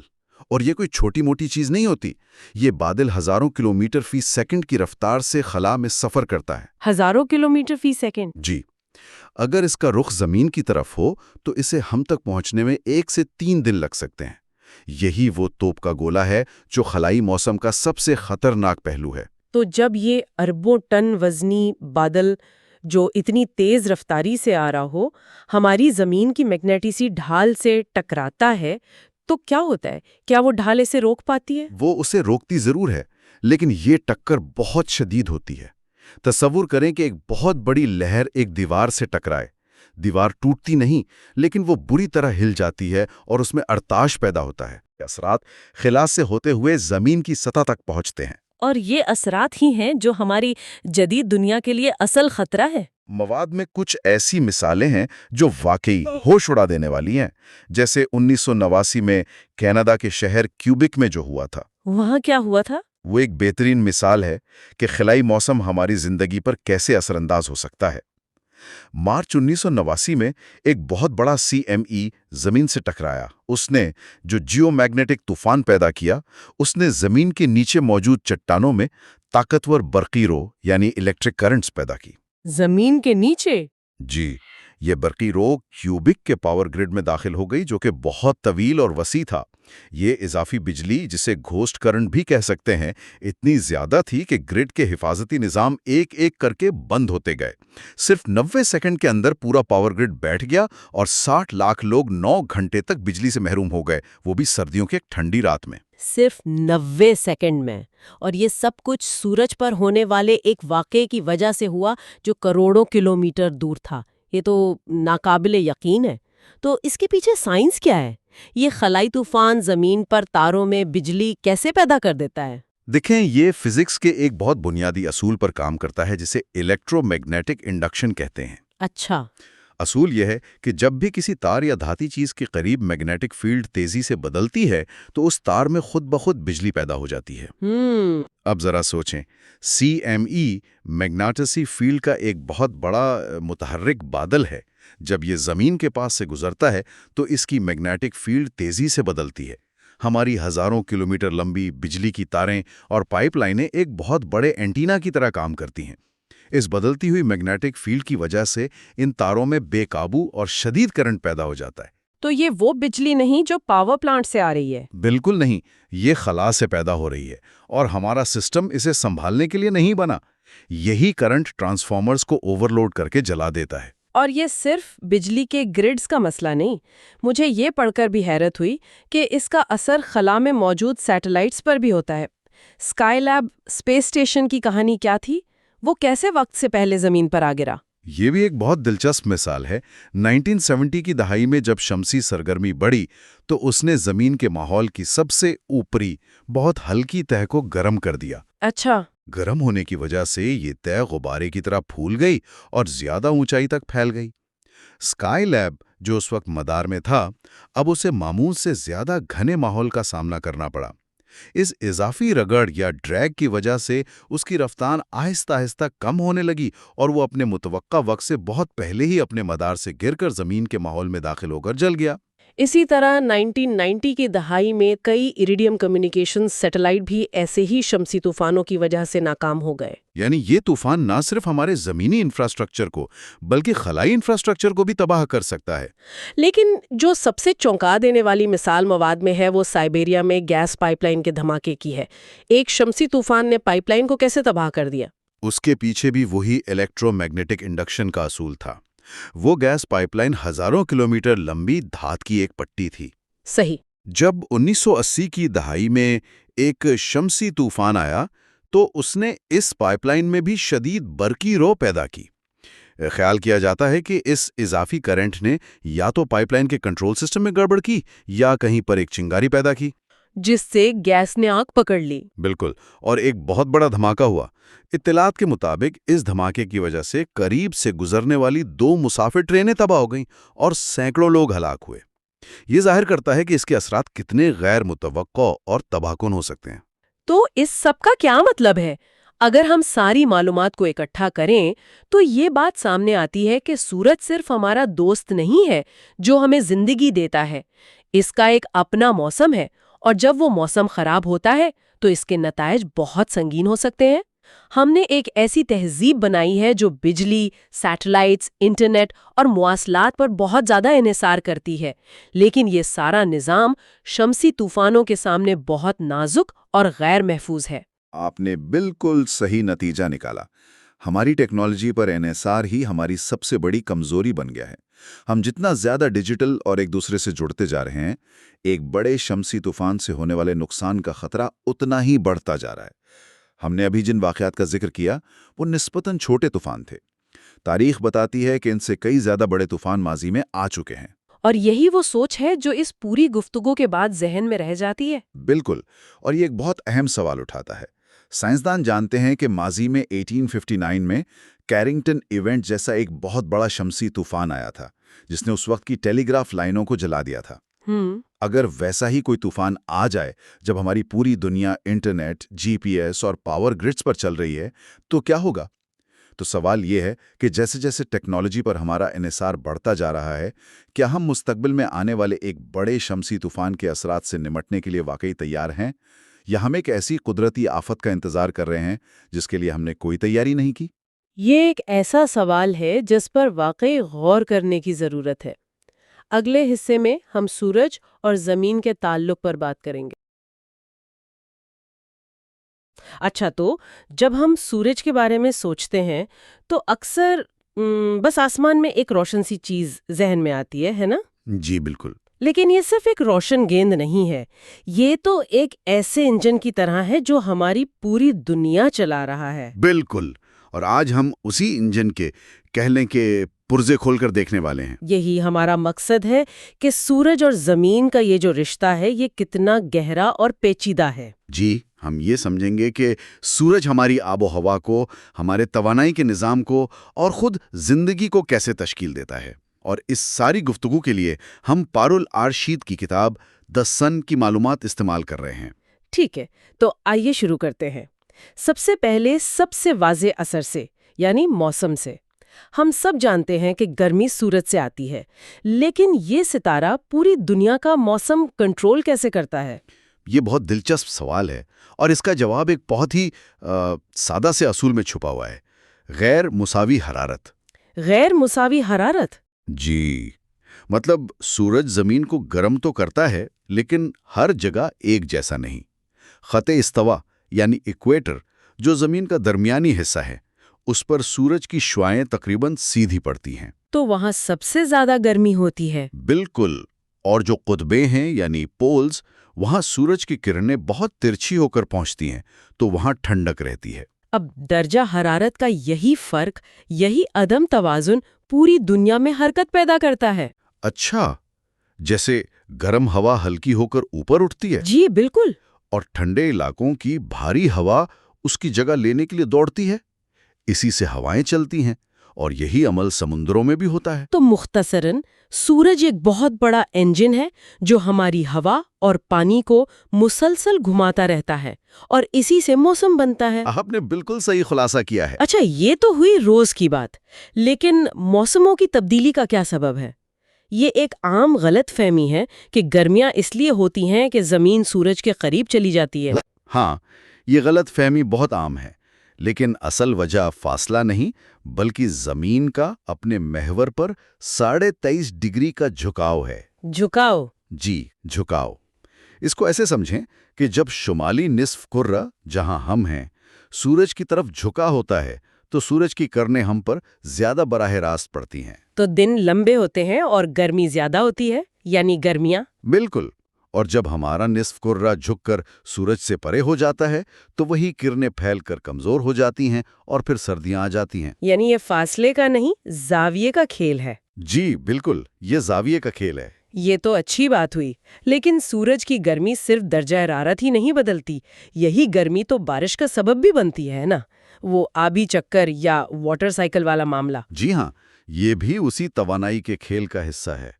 सूरज की गर्मी समुद्रों और झीलों से पानी को बुखारात में बदलती है, यानी गैस बना देती है। जी, ये गर्म और नम हवा चूंकि हल्की होती है, आसमान की तरफ उठती है, ऊपर जाकर फिजा ठंडी होती है, जिससे ये बुखारात वापस पानी के नन्हे मुन्ने कतरों में बदल जाते हैं और उनसे बादल बनते हैं। बिल्कुल। और जब बादलों में पानी बहुत ज्यादा हो जाता है तो वो बारिश, बर्फ या ओलों की शक्ल में वापस जमीन पर आ जाता है। ये पूरा चक्कर सूरज की तवानाई के बगैर चल ही नहीं सकता। और यहाँ बात और भी दिलचस्प हो जाती है। सूरज सिर्फ मौसम नहीं बनाता, ये तो आसमान में रंग भी भरता है, जैसे धनक। बिल्कुल। और इसके पीछे बहुत खूबसूरत साइंस है। बारिश का हर कतरा एक छोटे से प्रिज्म की तरह काम करता है। प्रिज्म? जी, जब सूरज की सफेद रोशनी उस कतरे में दाखिल होती है तो वो मुड़ जाती है, जिसे इन्हिराफ या रिफ्रैक्शन कहते हैं। अच्छा। फिर वो कतरे की पिछली दीवार से टकराकर वापस आती है और जब वो कतरे से बाहर निकलती है तो अपने 7 रंगों में बिखर जाती है। वाह! तो जब लाखों कतरे एक साथ ऐसा करते हैं तो हमें आसमान पर वो खूबसूरत धनक नजर आती है। जी हाँ, और ऑरोरा जैसे मज़ाहिर भी हैं जो सूरज से आने वाले ज़र्रात के ज़मीन की फ़िज़ा से टकराने पर बनते हैं। एक तरह का कायनाती लाइट शो। आबो हवा की बात हो रही है तो ग्लोबल वार्मिंग का जिक्र तो लाजमी है। हमारी मालूमात के मुताबिक इस पर 2 मुख्तलिफ नजरियात हैं। एक तो वो है जो हम सब सुनते हैं। जी हाँ, पहला और सबसे ज़्यादा माना जाने वाला नज़रिया ये है कि इंसानी सरगर्मियों, ख़ास तौर पर फॉसिल फ्यूल्स जलाने से फ़िज़ा में कार्बन डाइऑक्साइड जैसी गैसें बढ़ गई हैं। और ये गैसें एक कंबल की तरह काम करती हैं जो गर्मी को बाहर जाने से रोकती हैं। बिल्कुल, जिसकी वजह से ज़मीन का औसत दर्जा हरारत बढ़ रहा है। ये तो वाज़ेह है, लेकिन किताब में एक दूसरे नजरिए का भी जिक्र है। वो क्या है? दूसरा नज़रिया सूरज की अपनी सरगर्मी पर तवज्जो देता है। देखें, सूरज हमेशा एक जैसा नहीं रहता। उसकी सतह पर सनस्पॉट्स बनते और ख़त्म होते रहते हैं। ये तकरीबन 22 साल का एक चक्कर होता है। अच्छा। कुछ तहकीक ये बताती है कि जब सूरज पर सनस्पॉट्स ज़्यादा होते हैं, यानी सूरज ज़्यादा फ़ाल होता है, तो वो थोड़ी ज़्यादा तमन्नाई खारिज करता है, जिससे ज़मीन का दर्जा हरारत भी बढ़ सकता है। जी। इस नज़रिए के हामी कहते हैं कि दर्जा हरारत में हालिया इजाफा सिर्फ इंसानी सरगर्मियों का नतीजा नहीं बल्कि इसमें सूरज के कुदरती चक्कर का भी अहम किरदार हो सकता है। ये बहुत दिलचस्प है। यानी ये मुमकिन है कि दोनों अवामिल मिलकर काम कर रहे हों? जी, किताब यही बताती है कि ये मौजू बहुत पेचीदा है और ज़्यादातर साइंसी इत्तेफाक इंसानी सरगर्मियों वाले नज़रिए पर है, लेकिन सूरज के किरदार पर तहकीक अभी जारी है। ठीक है, तो सूरज हमारे मौसम का स्टेज तैयार करता है, लेकिन इस स्टेज पर जो जिंदगी का ड्रामा चल रहा है उसका डायरेक्टर भी तो सूरज ही है। बिल्कुल, یہ کہنا غلط نہیں ہوگا، سورج کے بغیر زمین ایک برف کا گولا ہوتی، تاریک اور بے جان۔ زندگی کی پوری عمارت ایک ہی عمل پر کھڑی ہے، فوٹوسنتھیسس۔ یعنی وہ عمل جس سے پودے دھوپ کو اپنی خوراک میں بدلتے ہیں؟ جی، پودے سورج کی روشنی سے توانائی لیتے ہیں، ہوا سے کاربن ڈائی آکسائڈ اور جڑوں سے پانی، اور ان تینوں کو ملا کر اپنے لیے شوگر یعنی خوراک بناتے ہیں۔ اور اس عمل میں وہ آکسیجن خارج کرتے ہیں جس سے ہم سانس لیتے ہیں۔ بالکل، زمین کی فضا میں موجود تقریباً ساری آکسیجن اسی عمل کا نتیجہ ہے۔ اور پودے تو باقاعدہ سورج کا پیچھا بھی کرتے ہیں۔ سورج مکھی اس کی بہترین مثال ہے۔ اسے فوٹوٹروپزم کہتے ہیں۔ پودوں میں یہ صلاحیت ہوتی ہے کہ وہ روشنی کی طرف مڑیں تاکہ زیادہ سے زیادہ توانائی حاصل کر سکیں۔ سورج مکھی کا پھول تو دن بھر اپنا رخ سورج کے ساتھ ساتھ بدلتا ہے۔ اچھا، پودوں کی بات تو سمجھ آتی ہے، لیکن جانور، کیا سورج ان کی زندگی پر بھی اتنا ہی گہرا اثر ڈالتا ہے جیسے وہ پرندے جو ہر سال ہجرت کرتے ہیں؟ آپ کا سوال بالکل درست ہے۔ جانور سورج کو ایک قدرتی کمپاس کے طور پر استعمال کرتے ہیں۔ کمپاس کے طور پر؟ جی، پرندے اپنی طویل ہجرت کے دوران دن کے وقت سورج کی پوزیشن سے سمت کا تعین کرتے ہیں۔ لیکن سب سے حیرت انگیز مثال شہد کی مکھیوں کی ہے۔ ان کے بارے میں کیا خاص ہے؟ شہد کی مکھیاں ایک خاص قسم کا رقص کرتی ہیں جسے ویگل ڈانس کہتے ہیں۔ جب کسی مکھی کو پھولوں کا رس ملتا ہے تو وہ چھتے میں واپس آ کر ناچ کر دوسری مکھیوں کو پورا نقشہ سمجھاتی ہیں۔ 1 منٹ، آپ کہہ رہی ہیں کہ وہ ناچ کر بتاتی ہیں کہ خوراک کہاں ہے؟ صرف یہ نہیں بلکہ یہ بھی کہ کس سمت اور کتنی دور ہے، اور اس نقشے میں وہ سورج کو بطور حوالہ استعمال کرتی ہیں۔ یہ تو کمال کی بات ہے، یعنی یہ ایک طرح کی کوڈڈ لینگویج ہے۔ بالکل، یہ قدرت کا ایک ناقابل یقین نظام ہے۔ اس کے علاوہ چھپکلی جیسے جانور دھوپ سیک کر اپنے جسم کو گرم رکھتے ہیں، اور دن کی لمبائی سے انہیں ہجرت یا ہائبرنیشن جیسے موسمی کاموں کا اشارہ ملتا ہے۔ تو ہم نے پودوں اور جانوروں کی بات کر لی، اب آتے ہیں انسانوں پر۔ ہم نے تو اس توانائی کو استعمال کرنے کے بہت جدید طریقے نکال لیے ہیں۔ جی ہاں، لیکن ہمارا پرانا تعلق بھی بہت گہرا ہے۔ یہاں تک کہ ہمارے فاسل فیولز یعنی کوئلہ، تیل اور گیس بھی دراصل لاکھوں سال پرانی ذخیرہ شدہ شمسی توانائی ہی ہیں۔ یہ بات تھوڑی سمجھائیں، فاسل فیولز شمسی توانائی کیسے ہوئے؟ دیکھیں، لاکھوں سال پہلے جو پودے اور جانور تھے انہوں نے فوٹوسنتھسس کے ذریعے سورج کی توانائی کو اپنے اندر جمع کیا تھا۔ ٹھیک۔ جب وہ مر کر زمین میں دب گئے تو لاکھوں سال کے دباؤ اور حرارت نے انہیں کوئلے، تیل اور گیس میں بدل دیا۔ تو آج جب ہم گاڑی میں پیٹرول بھرواتے ہیں تو دراصل ہم لاکھوں سال پرانی قید شدہ سورج کی روشنی استعمال کر رہے ہوتے ہیں۔ واو، یہ تو سوچنے کا بالکل نیا زاویہ ہے۔ لیکن اب یہ قدیم سورج کی روشنی ختم ہو رہی ہے تو ہم آج کی سورج کی روشنی پر توجہ دے رہے ہیں۔ بالکل، اور اس کے لیے ہمارے پاس کئی ٹیکنالوجیز ہیں۔ سب سے سادہ ہے شمسی حرارت یعنی سولر ہیٹنگ، جس سے ہم پانی گرم کرتے ہیں یا گھر گرم رکھتے ہیں۔ اور بجلی بنانے کے لیے سولر پینلز ہوتے ہیں، وہ کیسے کام کرتے ہیں؟ انہیں فوٹو وولٹک سیلز کہتے ہیں۔ یہ خاص مواد جیسے سلیکون سے بنے ہوتے ہیں۔ جب سورج کی روشنی کے فوٹون ان پر پڑتے ہیں تو وہ ان سیلز کے اندر الیکٹرونز کو حرکت دیتے ہیں، جس سے بجلی کا کرنٹ پیدا ہوتا ہے۔ یعنی روشنی کو براہ راست بجلی میں بدلنے کا طریقہ۔ جی بالکل۔ اور میں نے بڑے بڑے صحراؤں میں آئینوں کے بہت بڑے پلانٹس کی تصویریں دیکھی ہیں، وہ کیا چیز ہے؟ اسے مرتکز شمسی توانائی یا کانسنٹریٹڈ سولر پاور کہتے ہیں۔ یہ ایک بالکل مختلف طریقہ ہے۔ اس میں ہزاروں آئینے سورج کی روشنی کو ایک ہی ٹاور پر مرکوز کرتے ہیں۔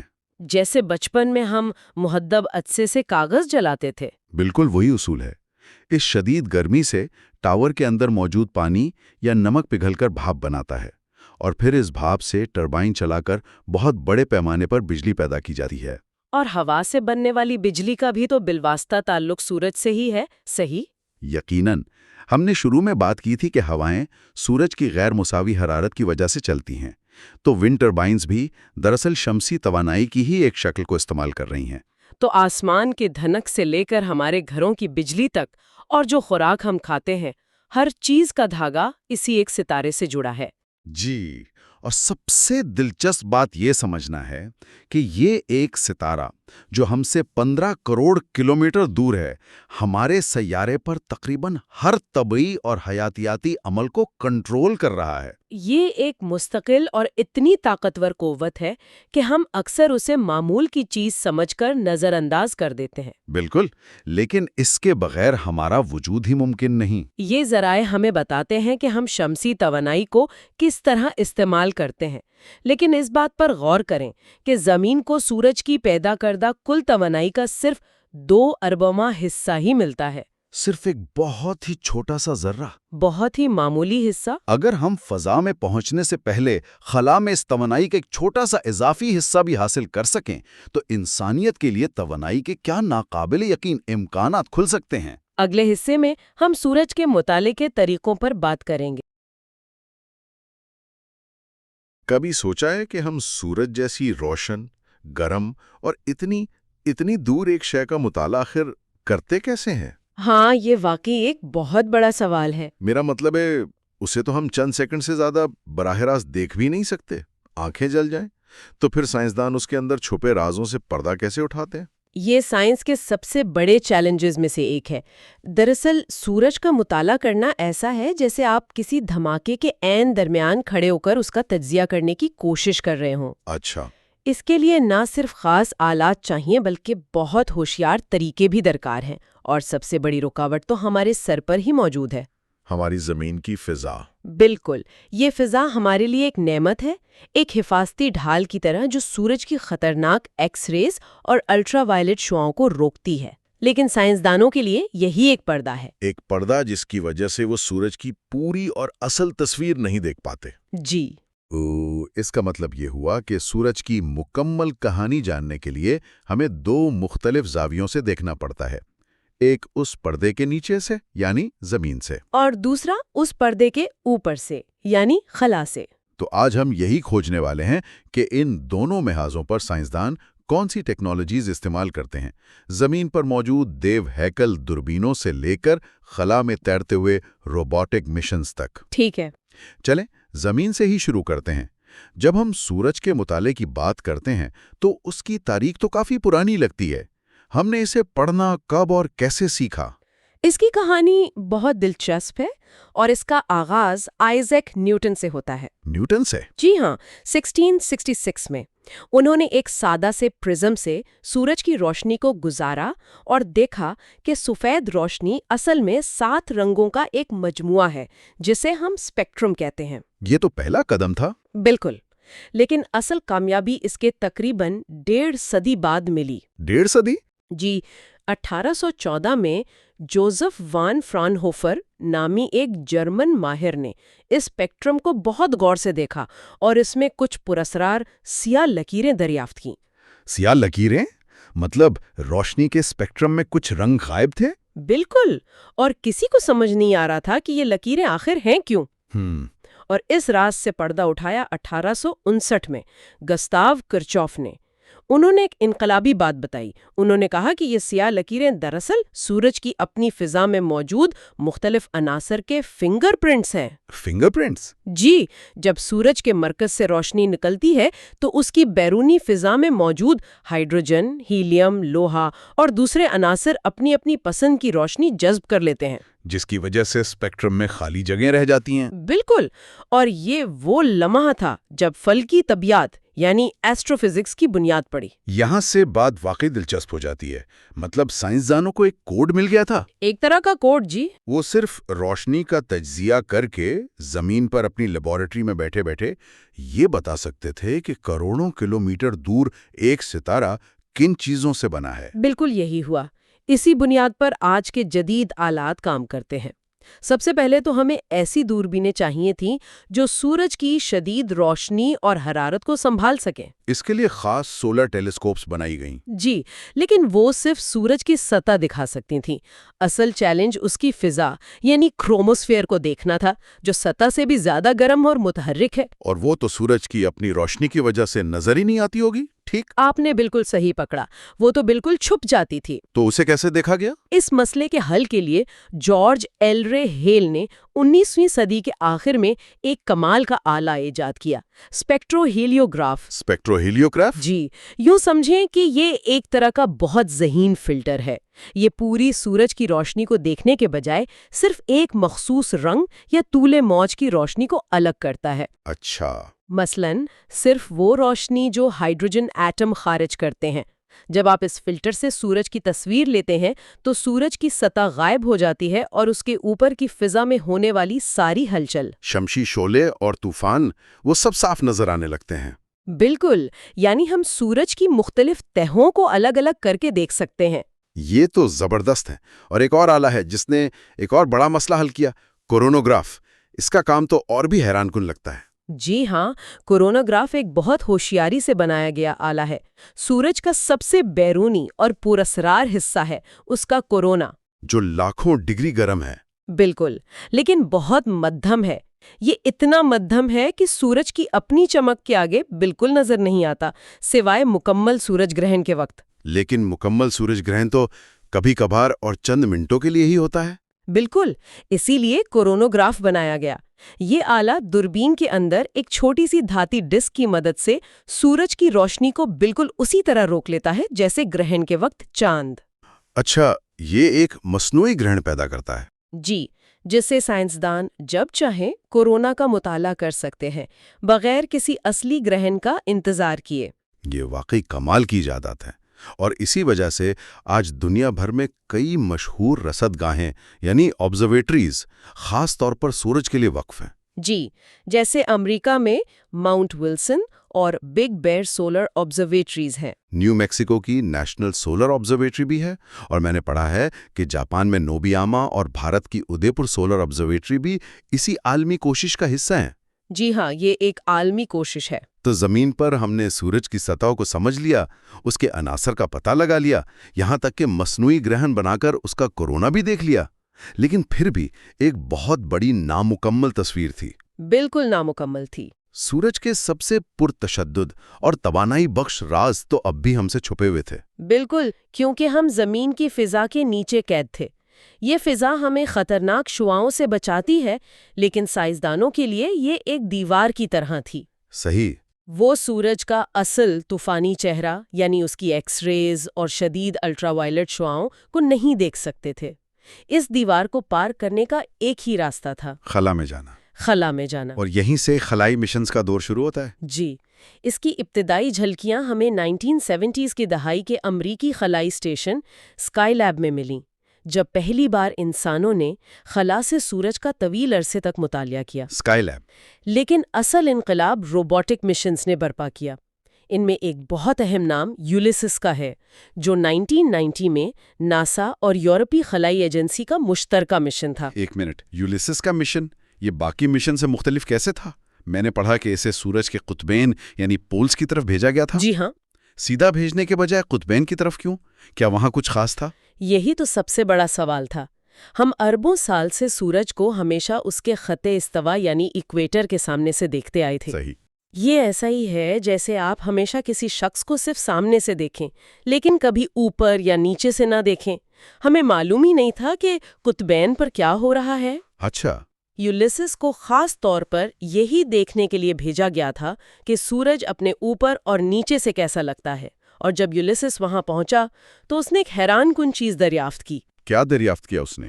اس نے دریافت کیا کہ سورج سے نکلنے والی شمسی ہوا یعنی سولر ونڈ ہر طرف ایک جیسی نہیں ہے۔ اس نے پایا کہ سورج کے قطبین سے نکلنے والی شمسی ہوا بہت تیز، یکساں اور سیدھی ہے۔ کتنی تیز؟ تقریباً 750 کلومیٹر فی سیکنڈ کی رفتار سے، جیسے کسی پریشر ہوس سے پانی نکلتا ہے۔ واہ! لیکن خط استوا کے قریب سے آنے والی ہوا زیادہ سست، بے ترتیب اور طوفانی ہے، تقریباً 400 کلومیٹر فی سیکنڈ۔ یہ دریافت ہمارے لیے بالکل نئی تھی اور اس نے شمسی ہوا کے بارے میں ہماری سمجھ کو بدل دیا۔ یعنی سورج کے دو بالکل مختلف چہرے ہیں جو زمین سے نظر ہی نہیں آ سکتے تھے۔ اور پھر 1995 میں سوہو لانچ کیا گیا، جو شاید سورج کا مطالعہ کرنے والا سب سے مشہور سیٹلائٹ ہے۔ بالکل، सोहो यानी सोलर एंड हेलियोस्फेरिक ऑब्जर्वेटरी सूरज के लिए वही हैसियत रखता है जो हबल टेलीस्कोप कायनात के लिए रखती है। सही। ये भी नासा और ESA का एक शाहकार मंसूबा है। इसे जमीन से 15 लाख किलोमीटर दूर एक खास मकाम पर रखा गया है, जहां से ये 24 घंटे साल के 365 दिन बगैर किसी रुकावट के सूरज को देख सकता है। और जहां तक मैंने पढ़ा है, सोहो सिर्फ एक साइंसी आला ही नहीं रहा, ये एक तरह का खलाई निगरान भी बन गया है। जी हाँ। ये सूरज पर उठने वाले तूफानों, जिन्हें CMEs कहते हैं, की पेशगी इत्तला देता है ताकि हम जमीन पर अपने सैटेलाइट्स और पावर ग्रिड्स को बचा सकें। आपने बिल्कुल दुरुस्त कहा। सोहो पर 12 मुख्तलिफ किस्म के आलात नस्ब हैं जो एक साथ सूरज की अंदरूनी साख्त, इसकी कांपती हुई सतह, इसकी फिजा और इससे निकलने वाली शमसी हवा, हर चीज का जायजा लेते हैं। हर चीज का। सोहो की वजह से हमें सूरज की एक ऐसी मुकम्मल और मुतहर्रिक तस्वीर मिली है जो पहले कभी मुमकिन नहीं थी, और ये एक बड़े प्रोग्राम का हिस्सा था। अच्छा। सोलर टेरेस्ट्रियल साइंस प्रोग्राम, जिसमें क्लस्टर और पोलार जैसे दूसरे सैटेलाइट्स भी शामिल थे, जो खास तौर पर ये मुतालिया करते थे कि सूरज की सरगर्मियों का जमीन के मैग्नेटिसी मैदान पर क्या असर होता है। लेकिन एक मिशन की कहानी तो मुझे सबसे ज्यादा दिलचस्प लगी, जीनियस मिशन की। उसका मकसद सिर्फ सूरज को दूर से देखना नहीं था, बल्कि उसका एक टुकड़ा पकड़कर जमीन पर वापस लाना था। ये कैसे मुमकिन हुआ? जी हाँ, ये एक इंतहाई जुर्रतमंदाना और अपनी नौयत का पहला मिशन था। 2001 में लॉन्च किए गए जीनस का मकसद शमसी हवा के ज़र्रात को इकट्ठा करना था। शमसी हवा के ज़र्रात? जी, आप इसे एक तरह का कायनाती मछली का जाल समझ सकते हैं। इसने तकरीबन 3 साल खला में गुजारे और अपने इंतहाई खालिस कलेक्टर्स पर शमसी हवा के एटमों को कैद किया। ये वही मादा था जिससे 4.5 अरब साल पहले हमारा पूरा निज़ाम शमसी बना था। तो ये तो निज़ाम शमसी के DNA को हासिल करने के बराबर था। बिल्कुल, मकसद यही था। 2004 में उसने वापसी का सफर शुरू किया। प्लान ये था कि उसका कैप्सूल जमीन की फिजा में दाखिल होगा, उसका पैराशूट खुलेगा और हॉलीवुड के स्टंट पायलट्स हेलीकॉप्टरों की मदद से उसे हवा में ही पकड़ लेंगे। जी, ताकि वो जमीन से टकराकर आलूदा ना हो। ये किसी फिल्म का सीन लगता था, है ना? बिल्कुल। लेकिन यहाँ एक ड्रामाई मोड़ आया। जब कैप्सूल फिजा में दाखिल हुआ तो एक डिजाइन की गलती की वजह से उसका पैराशूट खुला ही नहीं। क्या? और वो 300 किलोमीटर फी घंटा से ज्यादा की रफ्तार से सीधा अमेरिकी रियासत यूटा के सहरा में जाके टकरा गया और इसके टुकड़े टुकड़े हो गए। ओह, तो क्या इतने सालों की मेहनत और सारा मिशन जाया हो गया? पहली नजर में सबको ऐसा ही लगा।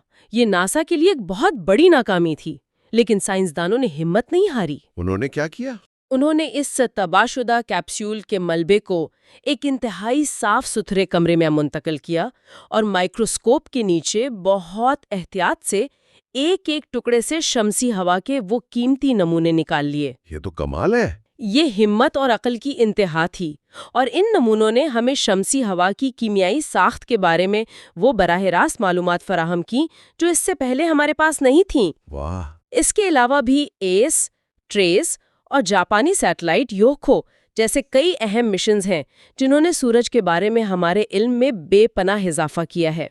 तो इन सब का क्या मतलब है? हमने जमीनी दूरबीनों की बात की, फिर खलाई सैटेलाइट्स की। जब इन दोनों जराए से हासिल की गई मालूमात को मिलाया जाता है तो हमें सूरज की कैसी तस्वीर मिलती है? आखिर में बात यह है कि ये दोनों तरीके एक दूसरे के बगैर अधूरे हैं। ये एक ही तस्वीर के दो अलग अलग टुकड़े हैं। अच्छा। ज़मीनी दूरबीनें हमें तवील मुद्दती मुशाहिदात फराहम करती हैं। मिसाल के तौर पर सन स्पॉट का 11 साला साइकिल, जिसका रिकॉर्ड पिछली 4 सदियों से ज़मीन से ही रखा जा रहा है।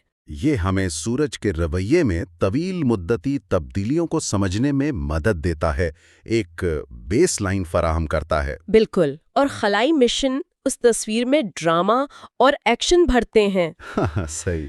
खलाई मिशन हमें वो डेटा देते हैं जो जमीन की फिजा की वजह से हम तक कभी नहीं पहुंच पाता। ये हमें सूरज के धमाके, उसकी एक्स रेज और शमसी हवा की असल कहानी दिखाते हैं। तो इन दोनों को मिलाकर ही हम सूरज की एक मुकम्मल और से जहती यानी 3D तस्वीर बना सकते हैं। जी, हम ना सिर्फ ये देखते हैं कि सूरज कैसा दिखता है, बल्कि ये भी समझते हैं कि वो काम कैसे करता है और इसका हमारे सैयारे और हमारी टेक्नोलॉजी पर क्या असर पड़ता है। ये वाकई हैरान अंगेज है कि हमने सूरज के मरकज में चलने वाले अजीम न्यूक्लियर फ्यूजन के अमल को, उसकी बेपनाह तवानाई को लाखों किलोमीटर दूर से न सिर्फ समझ लिया है, बल्कि उसकी सरगर्मियों की पेशगोई भी कर सकते हैं। जी हाँ। और ये हमें एक बहुत बड़े और शायद इंसानियत के सबसे अहम सवाल की तरफ ले जाता है। हमने एक सितारे को पढ़ना सीख लिया है। अगर इंसान कभी इस सितारे की ताकत, इस साफ और तकरीबन लामहदूद तवानाई के एक छोटे से हिस्से को भी ज़मीन पर महफूज तरीके से बनाने में कामयाब हो गया, तो हमारी दुनिया कैसी होगी? ये एक ऐसा ख्याल है जो तवानाई के बहरान से लेकर माहौलियाती तब्दीली तक हर चीज को हमेशा के लिए बदल सकता है। बिल्कुल। ये वाकई सोचने की बात है। ये शायद साइंस का हतमी मकसद है, कायनात के उसूलों को समझना और फिर उन्हें इंसानियत की भलाई के लिए इस्तेमाल करना। सूरज का मुताला इसी सफर का एक अहम हिस्सा है। अगले और आखिरी हिस्से में हम इस किताब का जामा खुलासा पेश करेंगे। यूनिवर्सल लॉजिक की पेशकश दी डीप डाइव में खुशामदीद। पिछले कई हिस्सों में हमने अपने सितारे सूरज की गहराइयों का एक लंबा सफर तय किया है। जी, हमने उसकी पैदाइश से लेकर उसके अंदर चलने वाले तूफानों तक हर चीज को देखा। और आज इस सफर का आखिरी पड़ाव है। हम पारुल आरशीद की किताब द सन की रोशनी में उन तमाम बिखरे हुए टुकड़ों को जोड़कर एक मुकम्मल तस्वीर बनाने की कोशिश करेंगे। बिल्कुल। आज की गुफ्तगू का मकसद ही यही है कि इन तमाम नुक्तों को जोड़ा जाए, यानी सूरज के मरकज में होने वाले एटमी धमाकों से लेकर हमारी प्लेट में मौजूद खाने तक। जी, और आसमान में नजर आने वाली कौसे कज़ा से लेकर हमारे कल्चर और अकायद तक। ये एक तरह से इस पूरी कहानी का निचोड़ है। तो फिर शुरुआत करते हैं। सबसे पहले एक बुनियादी सवाल पर वापस आते हैं। सूरज आखिर है क्या? मतलब हम उसे रोज देखते हैं, लेकिन क्या ये वाकई आग का एक बहुत बड़ा गोला है, जैसा कि आमतौर पर सोचा जाता है? ये एक बहुत ही आम गलतफहमी है। सूरज में आग नहीं जल रही। देखिए, आग जलने के लिए ऑक्सीजन की जरूरत होती है, जो वहां है ही नहीं। बिल्कुल। सूरज असल में प्लाज्मा का एक देवहैकल गोला है, जो हमारी कहकशां मिल्की वे के अरबों सितारों में से एक है। लेकिन हमारे लिए सबसे खास है। सिर्फ इसलिए क्योंकि ये हमारा सबसे करीबी सितारा है। उसका हजम इतना बड़ा है कि इसमें तकरीबन 13 लाख ज़मीनें समा सकती हैं, और ये बुनियादी तौर पर 2 गैसों से बना है, हाइड्रोजन और हीलियम। और इसी साख्त में उसकी बेपनाह तवानाई का राज छुपा है। अच्छा, चलें एक ख्याली सफ़र करते हैं सूरज के अंदर। अगर हम इसकी सतह को चीर कर अंदर जा सकें, तो सबसे पहले कहाँ पहुँचेंगे? सबसे पहले हम पहुंचेंगे उसके मरकज यानी कोर में। ये एक ऐसी जगह है जिसका तसव्वुर करना भी मुश्किल है। कितना गर्म होगा वहाँ? दर्जा हरारत तकरीबन 1.5 करोड़ डिग्री सेल्सियस और दबाव जमीन की सतह से अरबों गुना ज्यादा। नाकाबिले यकीन। इसी जहन्नुमी माहौल में थर्मोन्यूक्लियर फ्यूजन का अमल होता है। सादा लफ्जों में कहें तो हाइड्रोजन के एटम इस शदीद दबाव और हरारत की वजह से आपस में जुड़कर हीलियम बनाते हैं, और इस अमल में तवानाई खारिज होती है। जी, मादे का एक बहुत छोटा सा हिस्सा तवानाई में बदल जाता है। ये वही तवानाई है जो रोशनी और हरारत की शक्ल में बाहर निकलती है। एक मिनट, यानी सूरज की तवानाई का सारा राज एटमों के जुड़ने में है, और ये तवानाई पर बाहर कैसे आती है? क्या ये सीधा हम तक पहुंच जाती है? नहीं, और यही तो सबसे हैरानकुन बात है। कोर से निकलने के बाद तवानाई एक ऐसे हिस्से में दाखिल होती है जिसे रेडियो एक्टिव जोन कहते हैं। अच्छा।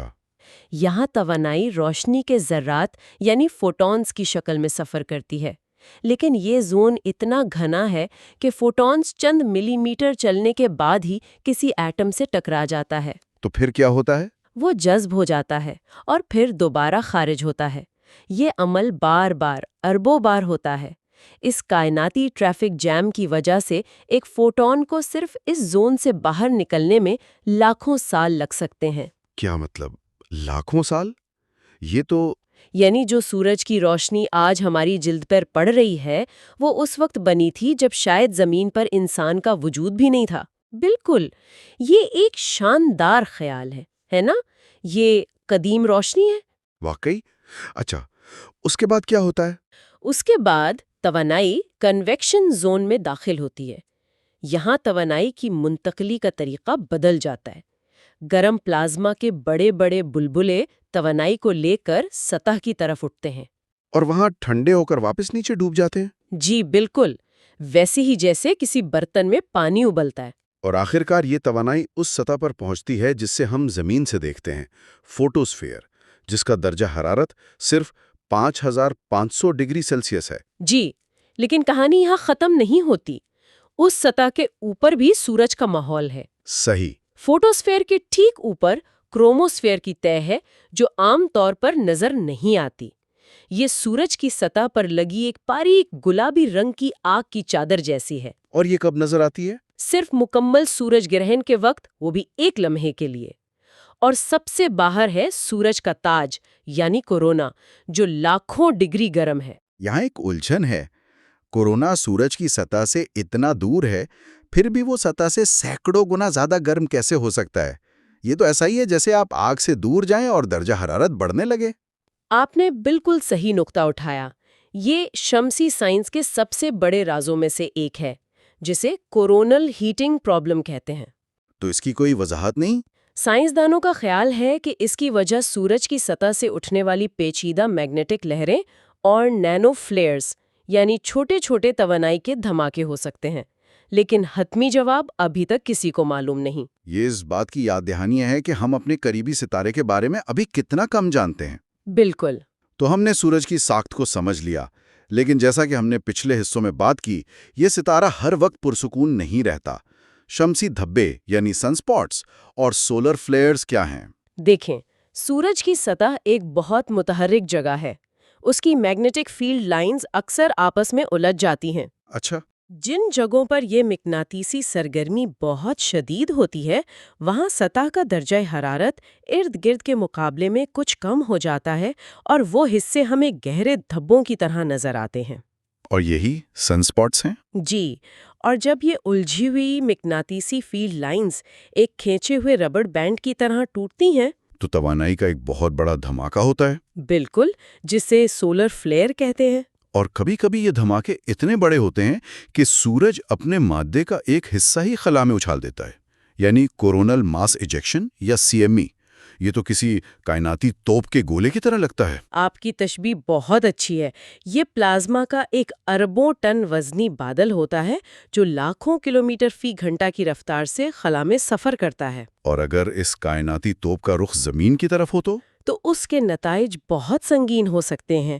یہ سولر ونڈ یعنی سورج سے آنے والے چارج شدہ ذرات کے مسلسل بہاؤ کو ایک شمسی طوفان میں بدل دیتا ہے۔ مجھے 1989 میں کیوبک کینیڈا کا واقعہ یاد آ رہا ہے۔ کیا وہ اسی کی ایک مثال تھی؟ وہ اس کی بہترین مثال ہے۔ ایک طاقتور شمسی طوفان زمین کے میگنیٹک میدان سے ٹکرایا اور اس نے کیوبک کے پورے پاور گرڈ کو ناکارہ کر دیا۔ 9 گھنٹے تک 60 لاکھ لوگ بجلی کے بغیر تھے۔ جی، اسکول، کاروبار سب کچھ بند ہو گیا۔ یہ اس بات کا ثبوت تھا کہ خلا میں ہونے والے واقعات ہماری جدید ٹیکنالوجی پر مبنی زندگی کو مفلوج کر سکتے ہیں۔ یعنی یہ ہمارے سیٹلائٹس کو تباہ کر سکتے ہیں، GPS میں خلل ڈال سکتے ہیں، اور خلا میں موجود خلا بازوں کی جان کو بھی خطرے میں ڈال سکتے ہیں۔ یعنی سورج جہاں زندگی دیتا ہے وہیں اسے تباہ کرنے کی طاقت بھی رکھتا ہے۔ لیکن انہی شمسی طوفانوں کا ایک خوبصورت پہلو بھی تو ہے، اورورا۔ جی ہاں، بالکل۔ جب یہ چارج شدہ ذرات زمین کے میگنیٹک میدان سے ٹکراتے ہوئے ہمارے ماحول کے بالائی حصوں میں داخل ہوتے ہیں تو وہ گیس کے ایٹموں کو روشن کر دیتے ہیں، اور آسمان پر وہ رنگین روشنیاں نظر آتی ہیں۔ یہ روشنیاں، جنہیں اورورا بوریلس اور اورورا آسٹریلس کہا جاتا ہے، دراصل سورج اور زمین کے ماحول کا ایک کائناتی رقص ہیں۔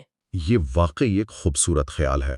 یہ اس بات کی یاد دہانی ہے کہ کائنات کی سب سے طاقتور قوتیں بھی بے مثال خوبصورتی پیدا کر سکتی ہیں۔ یہ تو ہوئیں وہ چیزیں جو سورج کی سرگرمیوں سے جڑی ہیں، لیکن اب ذرا اس کے سب سے بنیادی تحفے کی بات کرتے ہیں، روشنی اور حرارت۔ اگر سورج نہ ہوتا تو زمین پر زندگی کا کیا ہوتا؟ اگر سورج نہ ہوتا تو زمین ایک تاریک اور منجمد چٹان ہوتی، درجہ حرارت -200 ڈگری سے بھی کم ہوتا، زندگی کا تو سوال ہی پیدا نہیں ہوتا۔ صحیح۔ زمین پر موجود تقریباً تمام توانائی کا حتمی ذریعہ سورج ہی ہے۔ پودے ایک شاندار عمل کے ذریعے جسے فوٹو سنتھسس کہتے ہیں، سورج کی روشنی کو اپنی خوراک میں تبدیل کرتے ہیں؟ بالکل، وہ سورج کی روشنی، پانی اور کاربن ڈائی آکسائیڈ کو شوگر میں تبدیل کرتے ہیں، اور اس عمل میں وہ آکسیجن خارج کرتے ہیں جو ہمارے سانس لینے کے لیے ضروری ہے۔ اور یہی فوٹوسنتھسس پوری غذائی زنجیر یعنی فوڈ چین کی بنیاد ہے۔ پودوں کو سبزی خور جانور کھاتے ہیں اور انہیں گوشت خور۔ جی، یعنی شیر جو ہرن کا شکار کرتا ہے وہ بھی بالواسطہ طور پر سورج کی توانائی ہی حاصل کر رہا ہوتا ہے جو گھاس سے ہرن میں منتقل ہوئی تھی۔ یہاں تک کہ کوئلہ، تیل اور گیس بھی تو؟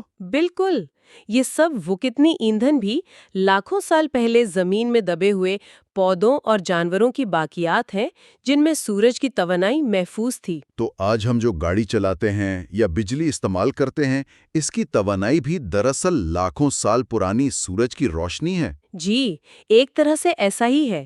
آئیے اب اس تصویر کو اور بڑا کرتے ہیں۔ سورج صرف ہماری توانائی اور خوراک کا ذریعہ نہیں، بلکہ یہ ہمارے پورے سیارے کے نظام کو چلاتا ہے، جیسے موسم اور آب و ہوا۔ یہ کیسے ہوتا ہے؟ دیکھیں، سورج کی حرارت زمین کی سطح کو غیر مساوی طور پر گرم کرتی ہے۔ خط استوا کے قریب کے علاقے زیادہ گرم ہوتے ہیں اور قطبین ٹھنڈے۔ صحیح۔ درجہ حرارت کے اس فرق کی وجہ سے ہوا میں دباؤ کا فرق پیدا ہوتا ہے، جس سے ہوائیں چلتی ہیں۔ یہی حرارت سمندروں سے پانی کو بخارات بنا کر اڑاتی ہے، جس سے بادل بنتے ہیں اور پھر بارش ہوتی ہے۔ یہ پورا آبی چکر ہے۔ اور یہ سارا چکر سورج کی توانائی سے ہی چلتا ہے۔ اور موسموں کی تبدیلی کا کیا معاملہ ہے؟ اکثر لوگ یہ غلط سمجھتے ہیں کہ جب زمین سورج کے قریب ہوتی ہے تو گرمی ہوتی ہے۔ یہ درست نہیں ہے نا؟ جی، یہ ایک اور بہت عام غلط فہمی ہے۔ موسموں کی اصل وجہ زمین کا اپنے محور پر 23.5 ڈگری کا جھکاؤ ہے۔ اچھا، وہ کیسے؟ جب شمالی نصف کرہ سورج کی طرف جھکا ہوتا ہے تو سورج کی شعاعیں براہ راست پڑتی ہیں اور دن لمبے ہوتے ہیں، جس کی وجہ سے وہاں گرمی کا موسم ہوتا ہے۔ اور اسی وقت جنوبی نصف کرے میں سردی ہوتی ہے۔ بالکل، اور 6 مہینے بعد صورتحال الٹ جاتی ہے۔ یہ جھکاؤ ہی ہمیں سردی، گرمی، بہار اور خزاں جیسے خوبصورت موسم عطا کرتا ہے۔ یہ تو ہوئی سائنس کی بات، لیکن انسانی تاریخ میں سورج کا کردار اس سے کہیں زیادہ گہرا اور ثقافتی رہا ہے۔ تقریباً ہر قدیم تہذیب میں سورج کو ایک دیوتا کا درجہ حاصل تھا۔ یقیناً، کیونکہ قدیم انسان یہ سمجھتا تھا کہ اس کی بقا کا انحصار اسی روشنی اور گرمی کے منبع پر ہے۔ قدیم مصریوں کے لیے سورج دیوتا را سب سے بڑا دیوتا تھا۔ ان کا عقیدہ تھا کہ راہ ہر روز آسمان پر ایک کشتی میں سفر کرتا ہے۔ جی، اور رات کو زیر زمین دنیا سے گزرتا ہے، جہاں اسے ہر رات افراتفری کے دیوتا سے لڑنا پڑتا ہے تاکہ اگلی صبح دوبارہ طلوع ہو سکے۔ اسی طرح ہندو مت میں سوریہ دیوتا ہیں، جنہیں زندگی اور توانائی بخشنے والا مانا جاتا ہے، اور آج بھی لاکھوں لوگ سوریہ نمسکار کے ذریعے انہیں خراج عقیدت پیش کرتے ہیں۔ اور سورج صرف پوجا کے لیے نہیں تھا، یہ انسان کی پہلی گھڑی اور پہلا کیلنڈر بھی تھا۔ بالکل، انسان نے بہت پہلے سن ڈائلز یعنی دھوپ گھڑیاں بنا لی تھیں جو ہزاروں سال تک وقت معلوم کرنے کا ذریعہ رہیں۔ اور اسی سے موسموں کا حساب بھی رکھا جاتا تھا۔ جی، تاکہ یہ معلوم ہو سکے کہ فصلیں کب کاشت کرنی ہے اور کب کاٹنی ہے۔ برطانیہ میں موجود سٹون ہینج جیسی پراسرار تعمیرات شاید اسی کی ایک مثال ہے۔ بہت سے ماہرین کا یہی خیال ہے نا؟ جی، سٹون ہینج کے پتھروں کو اس طرح ترتیب دیا گیا ہے کہ سال کے سب سے لمبے دن سورج بالکل ایک خاص پتھر کے اوپر سے طلوع ہوتا ہے۔ یہ اس بات کا ثبوت ہے کہ ہمارے آباء و اجداد نہ صرف سورج کی پوجا کرتے تھے بلکہ ماہر فلکیات بھی تھے۔ بالکل، سورج کو ایک دیوتا سمجھنے سے لے کر اسے سوہو جیسی خلائی رصدگاہوں سے دیکھنے تک کا سفر، یہ دراصل انسانی تجسس اور علم کی پیاس کی کہانی ہے۔ تو ان سب باتوں کو جوڑ کر ہم کیا نتیجہ اخذ کر سکتے ہیں؟ ہم نے سورج کے دہکتے مرکز سے سفر شروع کیا، اس کی سطح پر ہونے والے دھماکوں کو دیکھا اور زمین پر اس کے اثرات کا جائزہ لیا۔ یہ صرف ایک ستارہ نہیں، یہ ہماری زندگی کا مرکز ہے۔ اس پورے جائزے کا سب سے اہم نقطہ شاید باہمی انحصار اور تعلق ہے۔ ہم اکثر یہ بھول جاتے ہیں کہ 15 کروڑ کلومیٹر دور ہونے والے نیوکلیئر ری ایکشنز اس ہوا کے ذمہ دار ہیں جس میں ہم سانس لیتے ہیں، اور اس کھانے کے ذمہ دار ہیں جو ہم کھاتے ہیں، اور اس موسم کے ذمہ دار ہیں جو ہماری زندگی کو ترتیب دیتا ہے۔ سورج کو سمجھنا دراصل کائنات میں اپنے مقام کو سمجھنا ہے۔ اور یہ بھی سمجھنا ہے کہ ہم ایک بہت ہی نازک توازن پر قائم ہیں۔ جی، ایک ایسے سیارے پر جو زندگی کے لیے بالکل مناسب فاصلے پر، یعنی گولڈی لاکس زون میں، اپنے ستارے کے گرد گردش کر رہا ہے۔ ہمارے ساتھ اس گہری تحقیق میں شامل ہونے کا بہت شکریہ۔ یہ واقعی ایک انلائٹننگ سفر تھا۔ مجھے بھی بہت مزہ آیا۔ امید ہے کہ اس گفتگو نے ہمارے سب سے قریبی ستارے کو ایک نئی روشنی میں دیکھنے میں مدد دی ہوگی، نہ صرف ایک سائنسی حقیقت کے طور پر بلکہ ہماری اپنی کہانی کے ایک اہم کردار کے طور پر۔ جاتے جاتے سامعین کے لیے ایک آخری سوچ چھوڑے جاتے ہیں۔ سائنس ہمیں بتاتی ہے کہ سورج ہمیشہ نہیں چمکے گا۔ جی، تقریباً 5 ارب سال بعد جب یہ اپنی ہائیڈروجن ایندھن ختم کر چکا ہوگا تو یہ پھول کر ایک سرخ دیو یعنی ریڈ جائنٹ بن جائے گا، جو اتنا بڑا ہوگا کہ شاید زمین کو بھی نگل لے۔ یہ جاننا کہ ہماری دنیا کی ایک مقررہ اختتامی تاریخ ہے جو خود ہمارے اپنے ستارے کے ہاتھوں لکھی ہے، انسانیت کے لیے کیا معنی رکھتا ہے؟ یہ ایک بہت گہرا سوال ہے۔ ہمارے ساتھ مزید دلچسپ موضوعات کی کھوج جاری رکھنے کے لیے سبسکرائب کرنا نہ بھولیں۔ اگلی بار تک کے لیے خدا حافظ۔